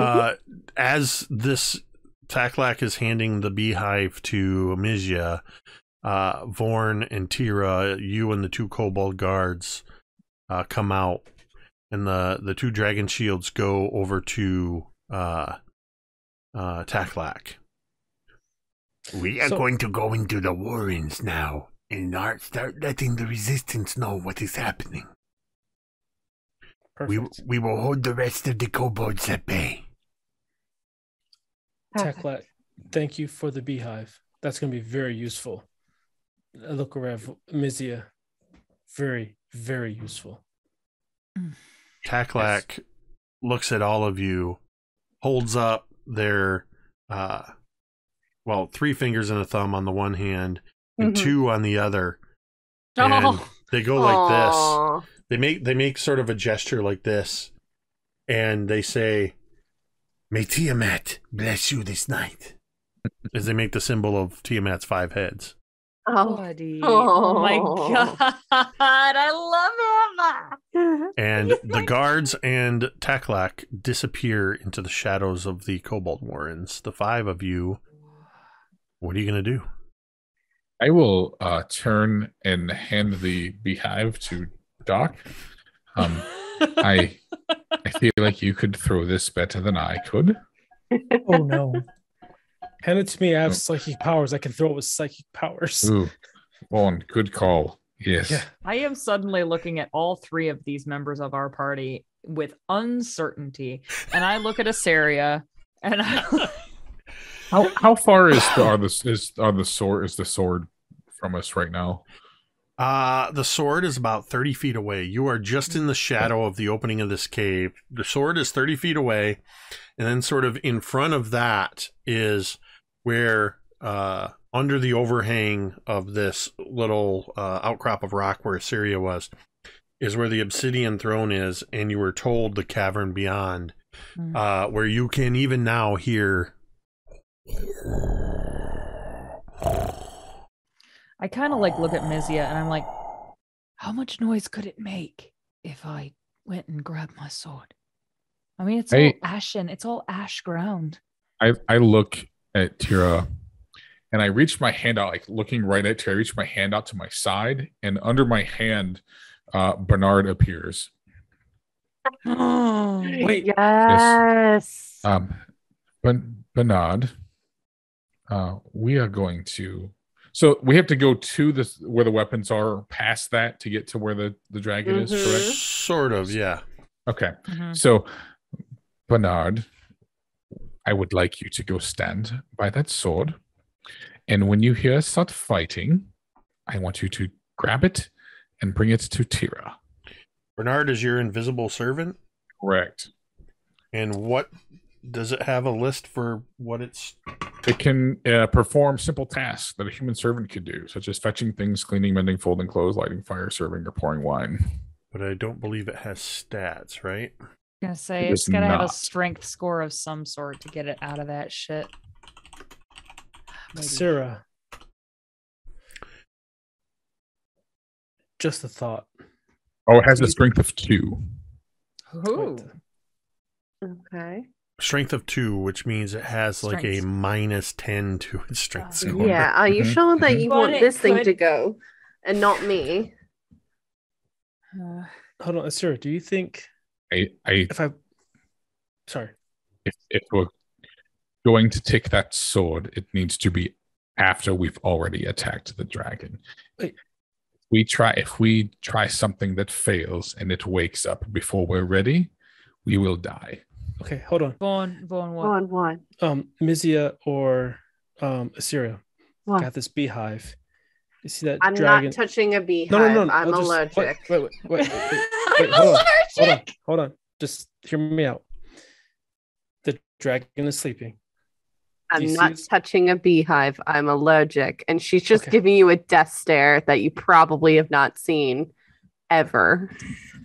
I'm wondering if we can either shoot this into the dragon's nose, or Mizya, could you put this beehive into the dragon's nose?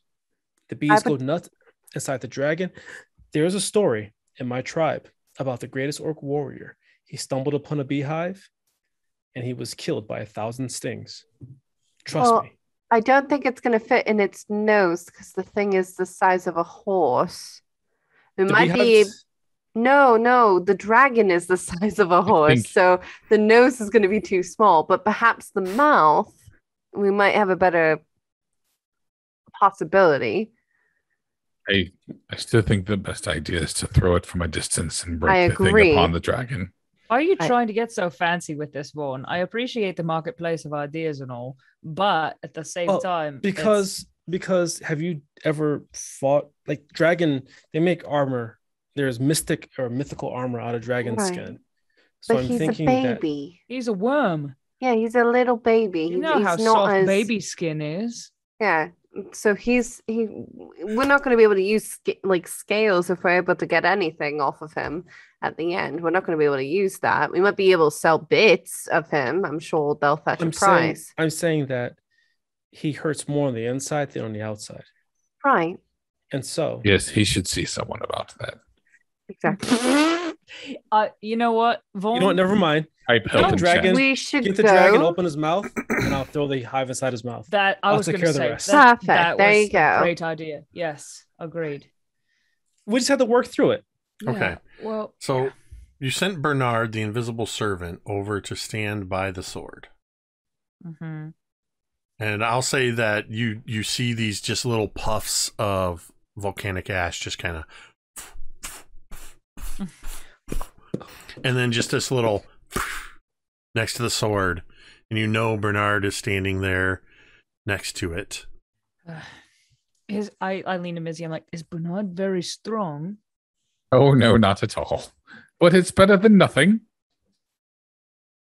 Yeah, sure it is. and then Teera kind of like turns to Asteria and is like, well, and then like turns to Vorn. Let's go kill that shit. We better in his go. sleep. And I pull out my cool new scimitars and I'm like, yeah, I'm ready as I'm gonna be. All right. And I'm going to take the beehive, and as the bees are kind of like hovering around it, I'm going to gently poke my spear through the beehive so that now I can throw it. with Oh, no. moisture. There's actually no. there's actually at the top there's a little like curved bamboo loop in the top of it because that's how Taklak had it attached to his Oh, pack. okay. Oh my So yeah, Would it be you better could if I you could just- just easily fit it through that little Okay. ring. Or Please Would it don't be- anger the bees before we go in there. would it be easier to use it as a slingshot or as a sphere? As I'm looking at it, I'm thinking about this. What does Vorn Oh, consider? God. I mean, this beehive is like about the size of a volleyball. Okay. Oh, Okay, that helps.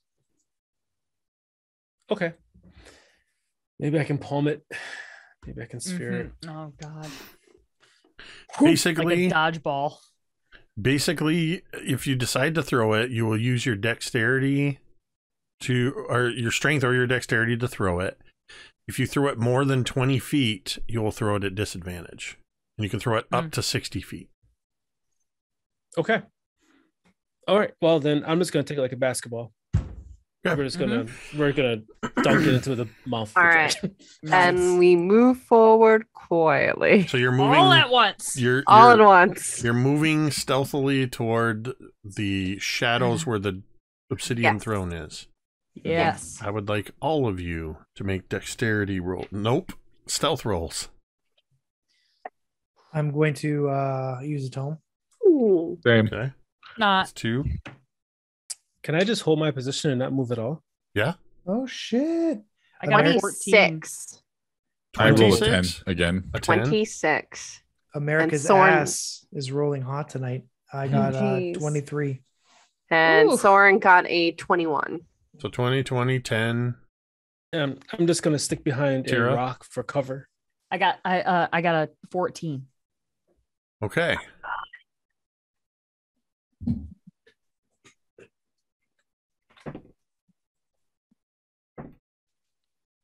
This is fine. This is All right. fine.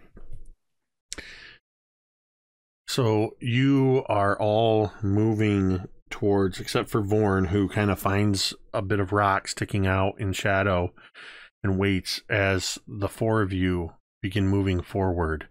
And Vorn, you watch from your position as Teera, Mizya, Assyria, and Soren, and Doc creep forward and practically vanish into the shadows of this overhang. Nice. You see the obsidian throne where Morn Varothiter was reclining. You pass by and feel the heat coming off it from the magma pool, and where all of you can still see glowing in that orange glow of the magma. You can see your other weapons and the treasures that are there, that shield and the gold and silver and stuff that's there. Mm-hmm. And through that glowing, now that you're into the shadow, you can kind of see, if you don't, those of you that don't have dark vision, you see the orange flickering glow creating lots of dancing shadows in here. Mm-hmm. And you see a darker mouth of a cave at the back. If you do have dark vision, which I believe is Mizya and Assyria, Doc, I don't remember if you have dark vision or not. Yep. Yes. I think Vorn does as well. I do. Vorn, it's far enough away sure. that Vorn, because you can only see 60 feet with dark vision, so you can just see into the darkness of this cave. As you are continue moving towards this, you hear that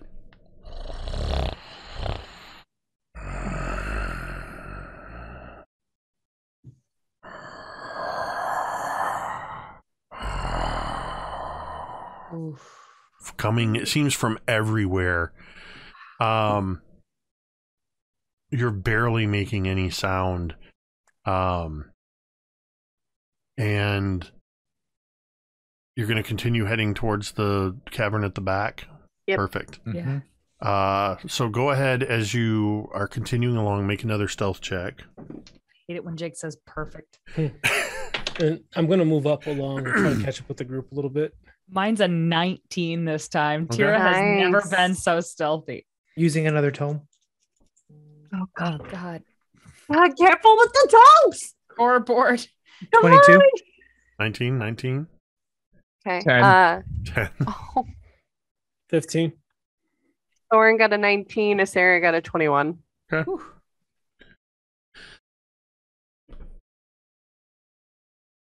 You are moving toward this back cavern, and so Vorn, you creep up to just outside the first cavern, kind of up near the obsidian throne, and you see the others moving in toward the back cavern. And I want everybody to make a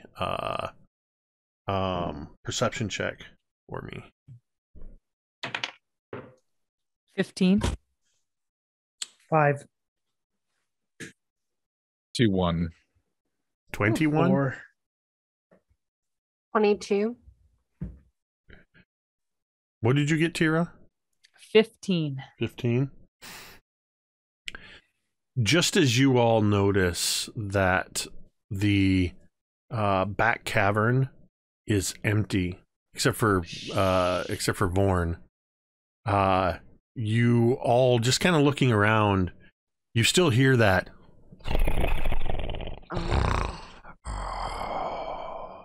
And you turn and look, Mizya, No. and clinging to the ceiling above Vorn, you see the glowing eyes of Morn Varothader, and you see the fire seems to just glisten off of his red scales. Fortunately, enough of you noticed him that he does not get a surprise round on you. So go ahead and roll initiative. Yeah. Oh my God. God. Let's go, bitch. Remember when I asked for chat to roll the D100 and Yeah. Robo rolled a 42? I said that there was a 10% chance that Morn Varothader was going to be awake when you went in. I rolled a How do we always hit 45. that? I rolled Yep. a 45 to his 42. So I will get your numbers here in just a moment. Thorin, did you roll the right thing? That looked like an intelligence save. Oh, yep. I thought it was an initiative. Okay, Good screw call. Good catch. I saw the 7. I was like, no. I need to. that. That's much worse, though. There's that power No, 4 no, there. no. Way to go, Jordan. This is. Way to go. Yeah. I tried. Okay. Thank you. I appreciate it. Okay. Let's. Assyria, what do you got? I got an 18. Mizya, 10. is that the only number you can roll tonight? I roll a 21 in the middle, but yes. Yeah. Teera. I got a nat 20 for a total of 22. Nice. Yes. Doc, 18. 18.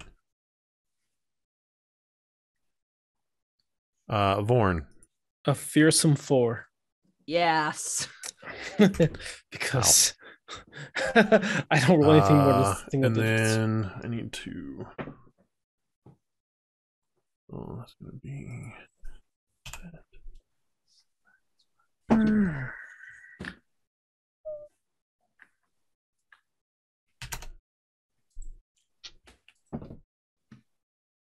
This is fine. This is fine. We're gonna be fine. Ball, you got your wish. Here's the chaos. Alright, and that, and one more. Okay. Initiatives have been set. Nice.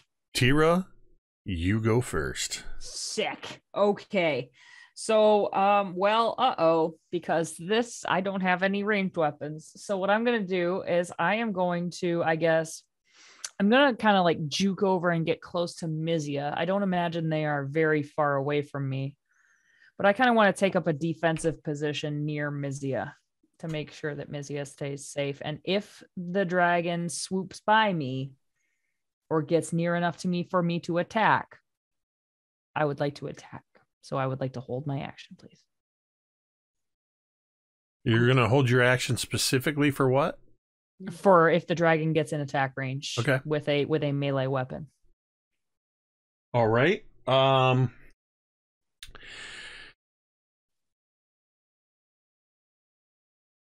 You're holding your attack. If that's okay. Yep. Okay.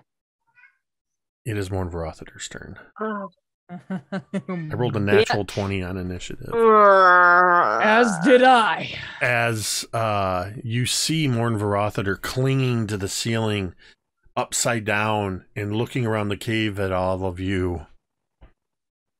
So, you've chosen violence. Oh, yep. And then he cranes his head back so that his head is about 15 feet directly above you, Vorn. Yes, perfect. And I need you to make a dexterity saving throw. Get out of the way, Ford. Get out of the way. You have enough. Can I just turn my back to have matching burns? Yep. Get evenly done on both sides. That's right. Like a nice seared steak. 15. Yeah. 15? Yep. How many hit points do you have? What's your max HP? Wow, that's a lot of die. Ease up. Hold on. Take these spells Wait, we can talk about this. We can talk about this. So my armor class is 14, first of all. And well, that's irrelevant. Stop. I got I have no armor on. I got 18. No, I mean it's irrelevant because it's a dex save. It's not based on your AC. Yeah. You did make the saving throw, so you will take half damage. But nice. what is your HP? What your HP is and what your max HP is. I'm 18 on both. Okay, because the reason that matters is if you take 36 points of damage or more, it's an instant death. How many points of damage did you do? I'm adding them up now. Oh God! Remember, we can force a reroll. 20. That's okay. 24. Meet my death. You will take 12 points of fire damage as all you see is Morn Varothader's eyes light up and a fireball just goes at you.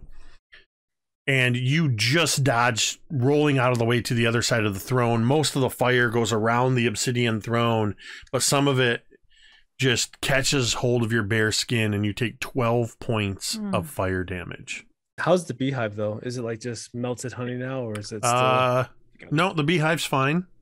Great. I stuff it on the sphere. We're going to jab this thing into his freaking face. When it's my turn, of course.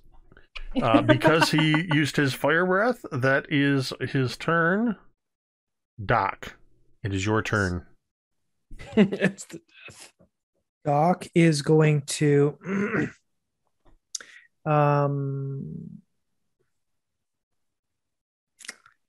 he's going to walk over to Born, and he's going to pour a full horn of liquid on his head. It's sticky and smells like ichor, but it heals 8 points of damage. Nice. Thank you, Doc. Doc ready with the burn salve. The burn That's it. ointment. Is that your turn, Doc? Yep. And I'm conscious, right? Yeah, you're fine. I mean, you're awake. Yeah. You're not fine, but Fine is a really strong word. It's a relative term. And Yeah. and Vorn's gonna look at Doc and he goes, I know why they call you Doc now. Thank you. Oh. Aww. And he kind of does like been the feels episode, guys. Asaria, it's you and Soren. All right. Asari is going to back up a little bit further, quickly draw her bow and arrow, and cast Hunter's Mark. Nice. Get it. All right. So you see the golden energy kind of flare up around her and shoot at the Yes. Yes. marked. And she is going to noose an arrow. Have Get at him. it, you. Get him, girl. Get him, sis. That is going to be a dirty 20.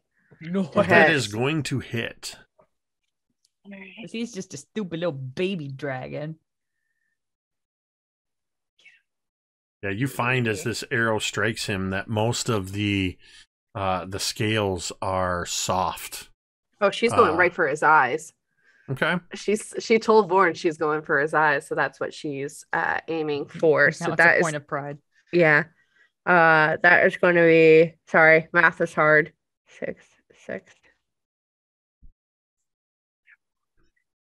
16 points of damage as Oof. the arrow just goes straight for, I'm aiming for the right eye first. And you don't fully take out his eye, but you strike into the brow above the eye.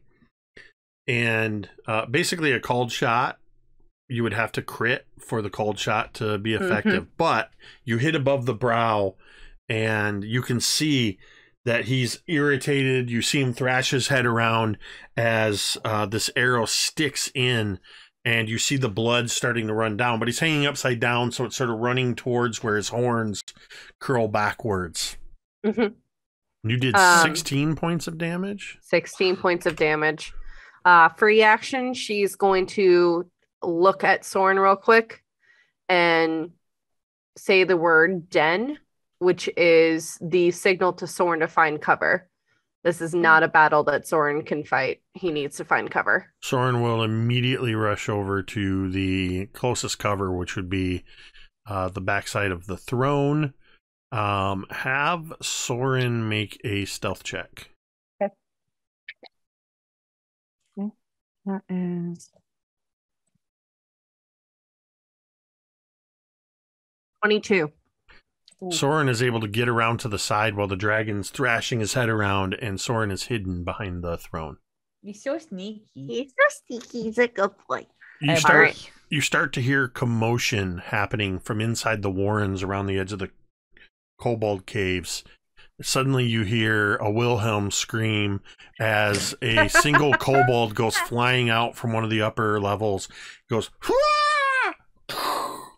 just a little of ash, and then you start to see in a couple places glints of moonlight and firelight off of spear tips.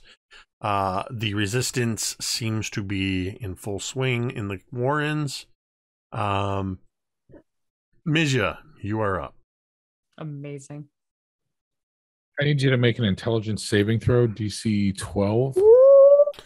Get him, bro. All right, I'm going to use my easy roller die, Draconic. Brass die, and then not use it ever again. What was that? An intelligence saving throw? Intelligence saving throw, yes. Of DC 12. That was an 11. All right. So, I just have this angry I kind of look down at Vorn, and in my reaction, I just had this angry look on my face, and I just lash out with my quill as this like wave of kind of crackling purple energy flies towards him. And you take 13 points of psychic damage. I'm sorry. Psychic damage. And on your next turn, you either get a move, an action, or a bonus action as I cast Tasha's Mind Whip. You just see Morn Varathater just as this lashes up and seems to almost the spell seems to almost like penetrate his skull, and his eyes roll back in his head for a moment as he just pure rage. As Vorn and Doc nearby, you see this look on Mizya's face. From the magma, Mizya is sort of underlit by this orange firelight with their sort of purplish hued skin. It's just this stark contrast, seeing a look you've never seen before, and then just this arcane energy arcs out from their quill. Mizya cares about us, guys. Vorn, it is your turn.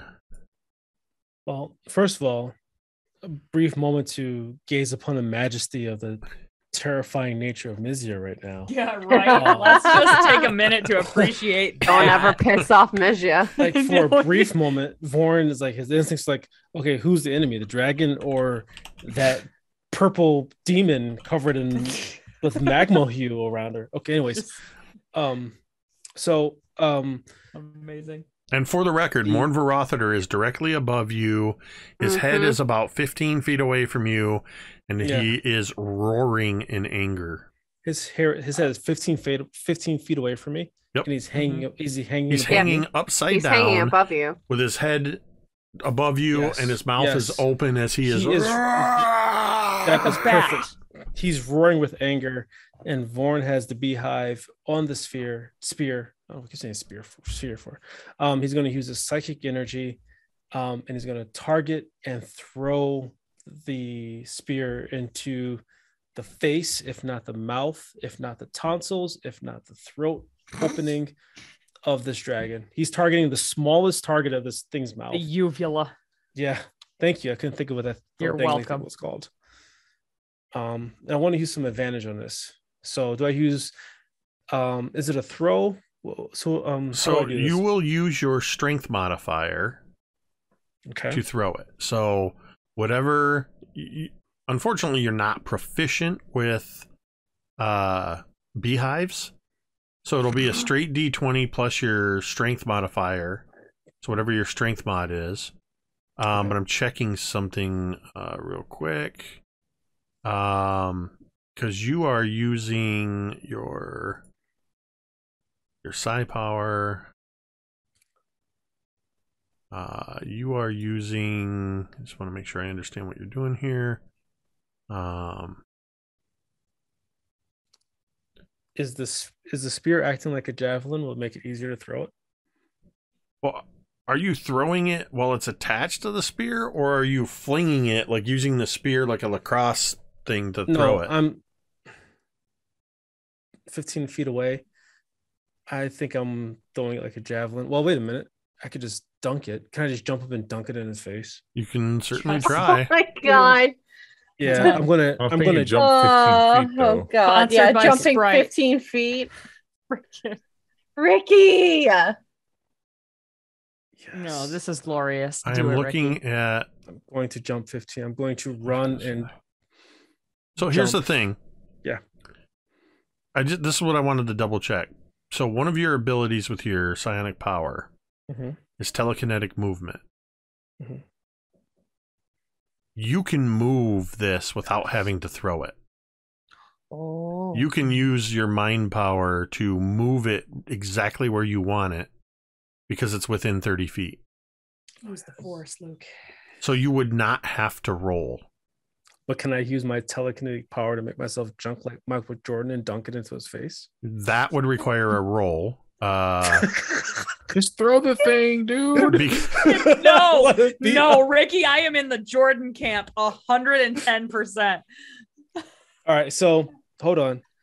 Vorn imagines himself. I in will his give you rage. advantage if you're going to Mhm. try to Air Jordan this. I will give you advantage because you're enhancing your jump with your telekinetic powers. Oh God, I'm Dwight so is like, torn. "Don't do I'm it." so torn. Dwight because is like, don't do it. I'm like, shut up, let the man be creative. I have two sides of me that wants to dunk it, Air Jordan it, and I have the other side of me that wants to Luke use the Force. That is rough. All right, so wait, Luke use the Force is an automatic succeed, right? I mean, it's better than Air Jordan. Yeah, I mean, if you use the Force, then you're putting this thing exactly where you want it. Oh, but he's an orc though. He's half orc. He's half human. He's gonna want the glory. He's gonna want the dunk. I'm sorry, Dwight. I got a dunk. I'm sorry. Yes, dude. No, I am dunk proud of you. I am proud of you. I gotta dunk it. All I'm right. sorry. I gotta dunk it. So make an attack roll at advantage as you leap up. Just Okay. you're going to try to leap up. Am I maybe- using athletics? Right. I picture you sort of leaping up stepping up off of the armrest of this throne. Yeah. Like a step onto the seat, a step onto the arm, and then you're just leaping up with this beehive in the palm of your hand, telekinetically boosting your jump. Yes. Go ahead and roll athletics with advantage. Come on, Ricky. Can't do it. 21. Oh. As you, where did it go? Because I have the stats for this beehive. Slow motion. Everybody turns around. Backwards dunk. As you do this, you just leap up and sort of spin in the air, and you just put this beehive into the dragon's open mouth, and the dragon roaring just goes, and these jaws clamp down on the beehive. I need you to roll 4d4 as bees explode into his mouth. Do it, Ricky. Get him. Let's see, 1. Oh, natural 1 there. A natural 1 again? Well, with a D4, it's different, Ricky. Oh my God. If I do 4 points of damage, I'm going to sit down and be quiet. I did 7 points of damage. How many? Nice. 7 points. It's just below average. You just see for a moment, you hear this, and then, and you even see a few burning bees go shooting out of his mouth, and a couple just shoot out of his nose as the heat of his mouth burns up the bees that don't sting him. But you do 7 points of piercing damage with a beehive. And that goes down as the first time that's ever happened in a game I've run. Dragon Ball. I call it Dragon Ball. What was the thing you said? Mahek, something. It was like the backwards. It was that. Was cool. Kamehameha, yeah. And then you watch as Vorn, still using the telekinetic powers, you land without you don't land prone or anything. You just land, and you all just saw this happen. Can I get a bonus action here? Let's see. If you got any bonus actions. You can regain 1 expended energy of psychic energy, but you can't do so until you finish a longer short rest. I'm not sure what that means. That's psionic recovery. You also have as a fighter, as a bonus action, you can do a second wind. Okay. Which lets you roll 1d10 plus your level, so 3, and regain that many hit points, if that's what you wanted to do. No, we're good. We'll fight to the death. You also have an action surge that you can do. Oh wait, that's no action. That lets you take your turn all over again. So I can attack again? Yep. That's a staple of a fighter, that you get to action surge once per rest. And I have throwing spears. You do? Right? Yeah. How many can I throw? You'll just be able to throw the one, because you only have one attack on this level. So right, Vorn just 360 Air Jordans a beehive into the dragon's mouth, lands, does a God. tumble, comes up with a spear in hand, and launches it up. Gotta get back on defense at this point. Like he's an all-around player. That's what he's doing. All right, you can go ahead. This you'll make a regular attack with your strength and proficiency bonus, which I think for you is what, +5 total on your attack. Yeah. So I'm just gonna throw strength, right? Mm-hmm. Yeah, you just throw a d20 and add 5 to it. 13. The spear launches up, and Vornuk moves his head almost accidentally out of the way, and the spear just clatters off the ceiling as you miss him. Well, and I kind of taunt the dragon, and I say, "Come on now, you arrogant worm! Come and fight me!" Jesus. Hey, let's Teera. hear it for Vorn, everybody. God damn. I'm sorry. Thank you. Whoa. Don't worry, Arcustafon clipped that. Vornuk aces his NBA audition. Yeah, no shit. Dunk contest. All right, Okay. Teera. So has he fallen from the ceiling yet, Vornuk? Nope, he's still clinging to the ceiling at the moment. Okay. So I guess I want to jump up. Is there any like rock formation that's like high enough that I could stand on and reach him, or the throne, maybe the top of the throne? If you climbed on top of the throne, the only way you would be able to reach him is if you did similar to Vorn and you jumped off of it at him. Because his head is 15 feet away. His body is basically 20 feet away, clinging to the ceiling. Well, I guess I could try to make an athletics check and copy Vorn. So do I have to make an athletics check to even reach him, or what? So the way this will work, if that's what you want to try doing, is you're going to make athletics check, which is going to cover climbing and jumping off of the throne. Yeah, okay. If you succeed on that, then you can make an attack. Make an attack. Okay. If you fail at the athletics check, you will make your attack at disadvantage. If you fail by more than 5, you will take bludgeoning damage as you crash to the ground. I am willing to do that. All right. Here I go. Athletics check. That's a 23. That beats the DC by quite a bit. Solid. I am going to attack So you can him attack. with my scimitars. Here I go. That's a 19 to hit. So because you have 2 scimitars, you can attack with your second scimitar. Do you have 2-weapon fighting? I don't have 2-weapon Okay, fighting yet. so it'll take a bonus action to attack with your other scimitar. And you won't be able to add your proficiency bonus, or you won't be able to add your damage modifier. I think it's just straight up damage on the second one. Okay. Makes That's sense? okay. So roll the second attack. The first one does hit. Okay, the second attack is a 15 is all. So the second one's not going to be enough. You sort of, as you leap off, you're kind of spiraling your arms through the air, and you just take a swing but miss. But that first one strikes, so you get your full normal, or not full, but you get your normal damage roll. Okay. That is 7 points of damage.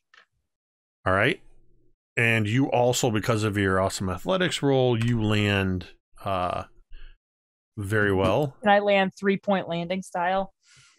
Yeah, absolutely. One scimitar down, one up in the air as you land and kind of throw your hair back, looking up at the dragon, who is gonna go next. Oh Christ! Well, and we are going to see if his breath weapon recharges. I rolled at disadvantage because of beehive in the throat, and rolled snake eyes. Oh, so you see as his throat starts going, but it doesn't seem like he can get it up. I'm sorry. He suddenly just goes and spits this just masticated, half melted beehive down to the ground. And he lets go of the ceiling and just lands in front of you. And let's see. Evens, it's Teera. Odds, it's Vorn. That's a Odd. movement, is it not? He A fell. movement? It's a. I mean, he's just dropping. Oh yeah, I know what you're Is saying. that an Yes, is that an 'cause- action or a movement? Oh yeah, so good call. Yeah, it counts as movement because he moved. So he Kind of lands, taken, and you see him kind of as Mizya's energy is crackling around his head, and he's unable to make an attack at you. Oh, nice. Very nice. And he is As now a free standing- action, I stick Mizya. my tongue out at it. He is now standing directly in front of Vorn and Teera and Doc. It is your turn. Doc is going to. He's going to say, "It seems kind of dark in here," and he is going to cast Fairy Fire on the dragon. Nice. Which Hell is yeah, son. deck save. Correct. Does your spell limit reactions, Mizya?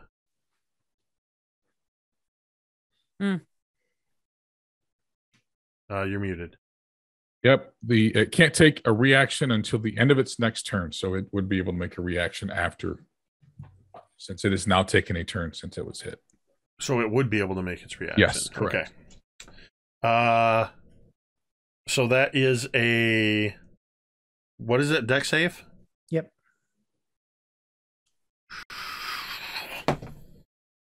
$17. That's a success.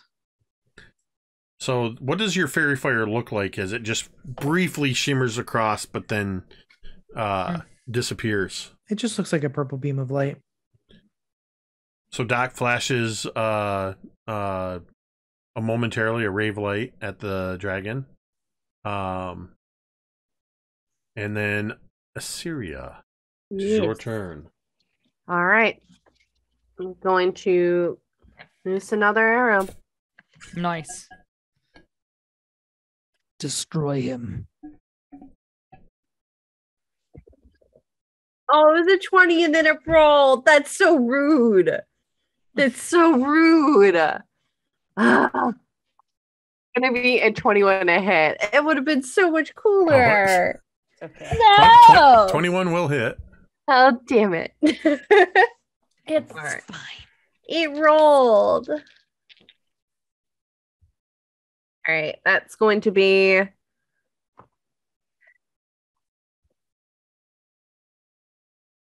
17 points of damage, and she's just Ooh. again shooting straight for this time the other eye. She's just trying to knock out its sense of sight That would help. a little That would bit. help. Yeah, and If it was blind, that'd be arrow great. once again finds its home up above. This time the blood does start running down over his eye as he's got these two arrows almost crisscrossed in his brow, Wow. sticking out above as he's just and you can hear something wrong with his throat. Like you can actually, Teera and Vorn at close range, you can see like his tongue and the inside of his cheeks are swelling up from all the bee stings. I imagine Vorn and I are kind of like ducking as he just like his head just goes like we're just like ducking and gliding out of the way. As a free action, she's going to smile at this worm dragon thing. Not so tough, are you? The only Crack thing a you smile. hear from the dragon is, my father. Mizya, You'll it's your follow turn. him about this, huh? Do you know who my dad is? My dad is Do you a know who my lawyer. dad is? Daddy! My dad's a senator. He's gonna have your ass. He's Troy from the Goonies. I was also thinking Malfoy from. Oh I follow him about this. Mizya, it's your You need turn. to make another intelligence save, DC 12. That is a 17 on the die, so an 18. Okay. Then you do not suffer the ill effects, but you will take five Take what? Five points points of damage. Of psychic damage. you see where this energy whipping, where you whipped into his mind, you actually see the energies like roiling beneath the scales and along the horns of his head. And for a moment, as he whips his head around, and Teera and Vorn, you sort of duck backwards, you see this arcane energy even arcing across his eyeballs, as it is Vorn, it is your turn. Okay. Vorn is going to charge towards the dragon. He's right in front of you. Oh, he's right in front of me? He's right there. So Yeah, he's right there. I'm jabbing my spear down his throat. Oh, shit. All right, go ahead and make an attack. And she'll Get him, Vorn. which one would I use for that attack? It's still a strength check, so it'll be roll a d20 and add 5. Okay. That's gonna be a 24. Oh. Roll damage. Oh, What do you want me get to roll him, damage Vorn. on? Nice, Come on. knock it Sorry, a out. spear is 1d6. I don't remember. Do I land it Spears- down his throat? hold on. Though I'm going Knock I'm it trying to- out. in his- Strength for him. down his throat. That's what I'm going for. It'd be 1d6 plus 3. Mm-hmm. I just want to check something real quick. Are you using it one-handed or two-handed? Let's see. Are you He's doing? probably gonna be using two-handed. Go ahead. You're just jamming into his Yeah. throat with 2 hands. Then that's 1d8 Yeah. plus 3. Okay. Yes, sir.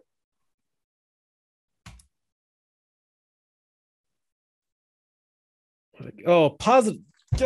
Grab, punch out of the face. Don't 1 swear. plus 3, and that's 4 points of damage. There we Ricky, go. God damn it. No. I'm so sorry. You jam the okay. spear in, and he whips his head around, and you don't quite get the hold on it you want, as the spear is almost ripped out of your hand as he jerks his head away. But as he does so, you slice that webbing where his jaws open, just, and there's an arc of blood as he whips his head around, and is Vorn- still. Oh, go ahead. Yeah, Vorn's going to taunt and said, "Your champion awaits your challenge." And he grabs another spear from his satchel. I'm not sure how many more spears I have left. What a boss. You have 3 left. You had I mean, 4 from the that joke. spear's still in your hand, so. Oh, Yeah. that's fine. That's fine. Yeah. Damn, son. Teera, Okay. it is your turn. Wait he's 1 on the- second before you take your Okay. turn. Okay. Uh-oh. Waiting on something. I feel what This is not All right, good. go ahead and take your turn. Okay. I will. I'm gonna go ahead and hit him. Try to hit him with my scimitars. Here I go. Cut off his legs. That is 22 to hit. There you go. That's a hit. That is max damage for 9. Nice. Nice. Teera the Sun-Maned, how do you want to do this? You got it. Oh my Yeah. God, yes, dude. Okay, so I see Vorn essentially fish hook this dragon, which is sick, metal as hell. And that kind of like Teera, something seeing blood, like for Teera is like it triggers something. And Teera just comes up, runs the couple steps towards this dragon, slides on her knees, and just goes like up through underneath its chin Amazing. and destroys this thing. And sparks just sort of rain down around as you slice in through the glands that give him the ability to breathe fire. And there's just this moment where Teera is silhouetted as she's got this scimitar up in there, these sparks are raining down around, and then you pulled a sword out as Morn Varathater, his eyes roll back in his head, and he collapses on the ground between you and Vorn. Yes. Teera, you suddenly, behind you, you hear...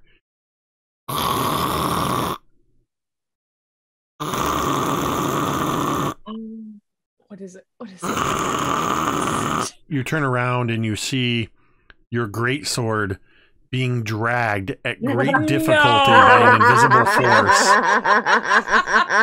force towards you. Oh my god. Oh my god, you're kidding me. I kind of like, as I'm looking all badass and Joan Jett music is playing in the background, I look over at my disembodied sword being dragged towards me, and I'm just like, And Vorn starts laughing too, like just with her. and I like look around at everybody, and I take my sword and I just kind of like stand up and I'm like, well, that's the end of that, eh? And suddenly, cheering erupts from all around the caldera as what appears to be more than 20, almost 30 kobolds are coming out into the caldera, and they're whooping and hollering and cheering. And you hear, as the crowd is cheering, you hear from a cave near you, as Taklak, he has a wound across one of his arms, and he's missing a couple of his clay jars. But he still has the little baby skunk swinging on the back of his backpack, and he's got a scorpion on a stick as he comes forward. And he walks all the way up to you, Teera, and looks back at all of you and walks up to the dragon and just kind of pokes it with the stick. Then pokes it again. And then spits on Morn Varathater's corpse. Yep. Ah, you did it. And then he takes his staff and he points over to that pool of magma and where your weapons and all of the meager treasure hoard is. And he says, You can take that. We don't want any sign of the dragon here. Oh, nice. We would dispose of Morn Varathater and take back the caldera. I kind of cross my arms for a second. I'm like, You don't think you could have any need for any gold? Help yourselves rebuild and whatnot? We don't need gold. We are kobolds. If you insist. Vorn walks over to the dragon and finds the biggest fang or tooth it has, and breaks it off. It's like, yeah, I'm going to wear this as a necklace now. Vorn is the first daughter of Vernushka, but also now the dragon burned. Nice. The dragon burned. Sick. I love it. Yes. There is celebration as the sun begins rising and the kobolds tend to your wounds. And would you like to know what you've all got from the treasure hoard? Yes, please, so I can put it down now, in I do have our this bin. written, but yeah, so Yep, I got it. in enough time, I imagine you'll take some time to rest up and heal up here. So afterwards, you can decide who gets what. You do get your weapons back, and enough time has passed that if there is anything magic here, you would have time to sort of figure out what it is. Okay. Normally, I'm not going to just tell you what something is, but because you're taking a rest, you get 4,900 copper pieces. Got it. 1,700 silver pieces. And 160 gold pieces. Got it. There is a tarnished brazier It's probably about. It's kind of sitting in the middle. The shield was leaning up against it. It's like a brazier, like you'd see sitting on the ground. It's a big, heavy thing. Yeah. But the ash inside it smells pleasant. Okay. There's some gemstones. There is 1, 2, 3, 4, 5, 6, 7 gemstones worth 10 gold pieces. I will send you a note later that tells you exactly what those are. Got it. There is 2 gemstones worth 50 gold pieces. 2, 3, 4, 5, 6, 7 that are worth 50 gold pieces. 2 of them are star rose quartz, but there's onyx, bloodstone, moonstone, jasper, and quartz in there. Okay. 100 gold piece pearl. There is a 2 gold bracelets worth 25 gold pieces. 1 silver pitcher worth ewer, like water pitcher, worth 25 gold pieces. A first level spell scroll of silent image. A potion of healing. A spell scroll of vicious mockery. Hang on, you're going a little too fast. Well, like I said, I will give There you is all always of the this. VOD. Yes. I will give I you know. this. Okay. I will give you Got exactly it. this list. A potion of fire breath. And the shield is a sentinel shield. Ooh, not bad. Fancy pants. Da, da, da, da, da, da, As I said, you can all da. decide how you want to divvy things up in between. But the 100%. sentinel shield, you can look up, but basically while you have it, you get advantage on initiative rolls and wisdom checks.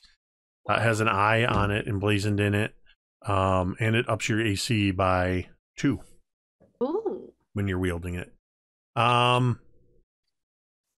As these celebrations are taking place and you're getting healed up and being honored by the kobolds, if anybody wants to take small trophies from Morn Verotheter, like Vorn did, you would be able to. You would take a scale. But Yeah. just make a note of what you take. And go ahead, Ricky. Is there a scale large enough to make into like a shoulder piece so that I don't wear full body armor anymore, just a shoulder piece of armor? Morn Verotheter was not that big of a dragon, big. and his scales We've had are some. soft. You find He's a that, baby. yeah, he's like the scales hadn't even hardened; they were this bright red. But as these are all happening, and we kind of pan around at everybody, the camera settles in on Teera, off to one side, holding her broadsword. So Teera is kind of specifically, it seems like she's holding her sword in a pretty specific way. She's sitting on her knees and she's holding her sword like out, but with her hands on top of it, just sort of holding it out straight in front of her, which for as heavy as her sword is, you would kind of know that it's pretty hard to hold it straight out like that. And you would hear her muttering in orc. And if anybody had happened to speak orc and overheard, you would hear her saying, "I have lost you, I have regained you. See me prosper, prosperity and conquest." And she would just be saying that kind of over and over and over as a mantra, kind of. And you could see like the longer she holds her sword out like that, the more her arms kind of begin to shake, but she's fighting it as it gets seemingly heavier and heavier. And as she's chanting that in Orcish, we fade to black as we hear the last few lines in Orcish. And that's where we end tonight's session. Badass. The book club has slain a baby dragon. We got a dragon. Hey, don't call it. Listen, it's a dragon. It's a dragon. We got him. You did. You killed the baby Nice. dragon. We got him. We got him. We- This is like Harry Potter did. killing Malfoy in year 1. I'm just kidding. Enjoy your victory. Voldemort, you Hey. mean? Yeah, Voldemort. Jordan is about to No, pitch this a is fit. like Harry killing Malfoy in year 1. Okay. Voldemort was still pretty.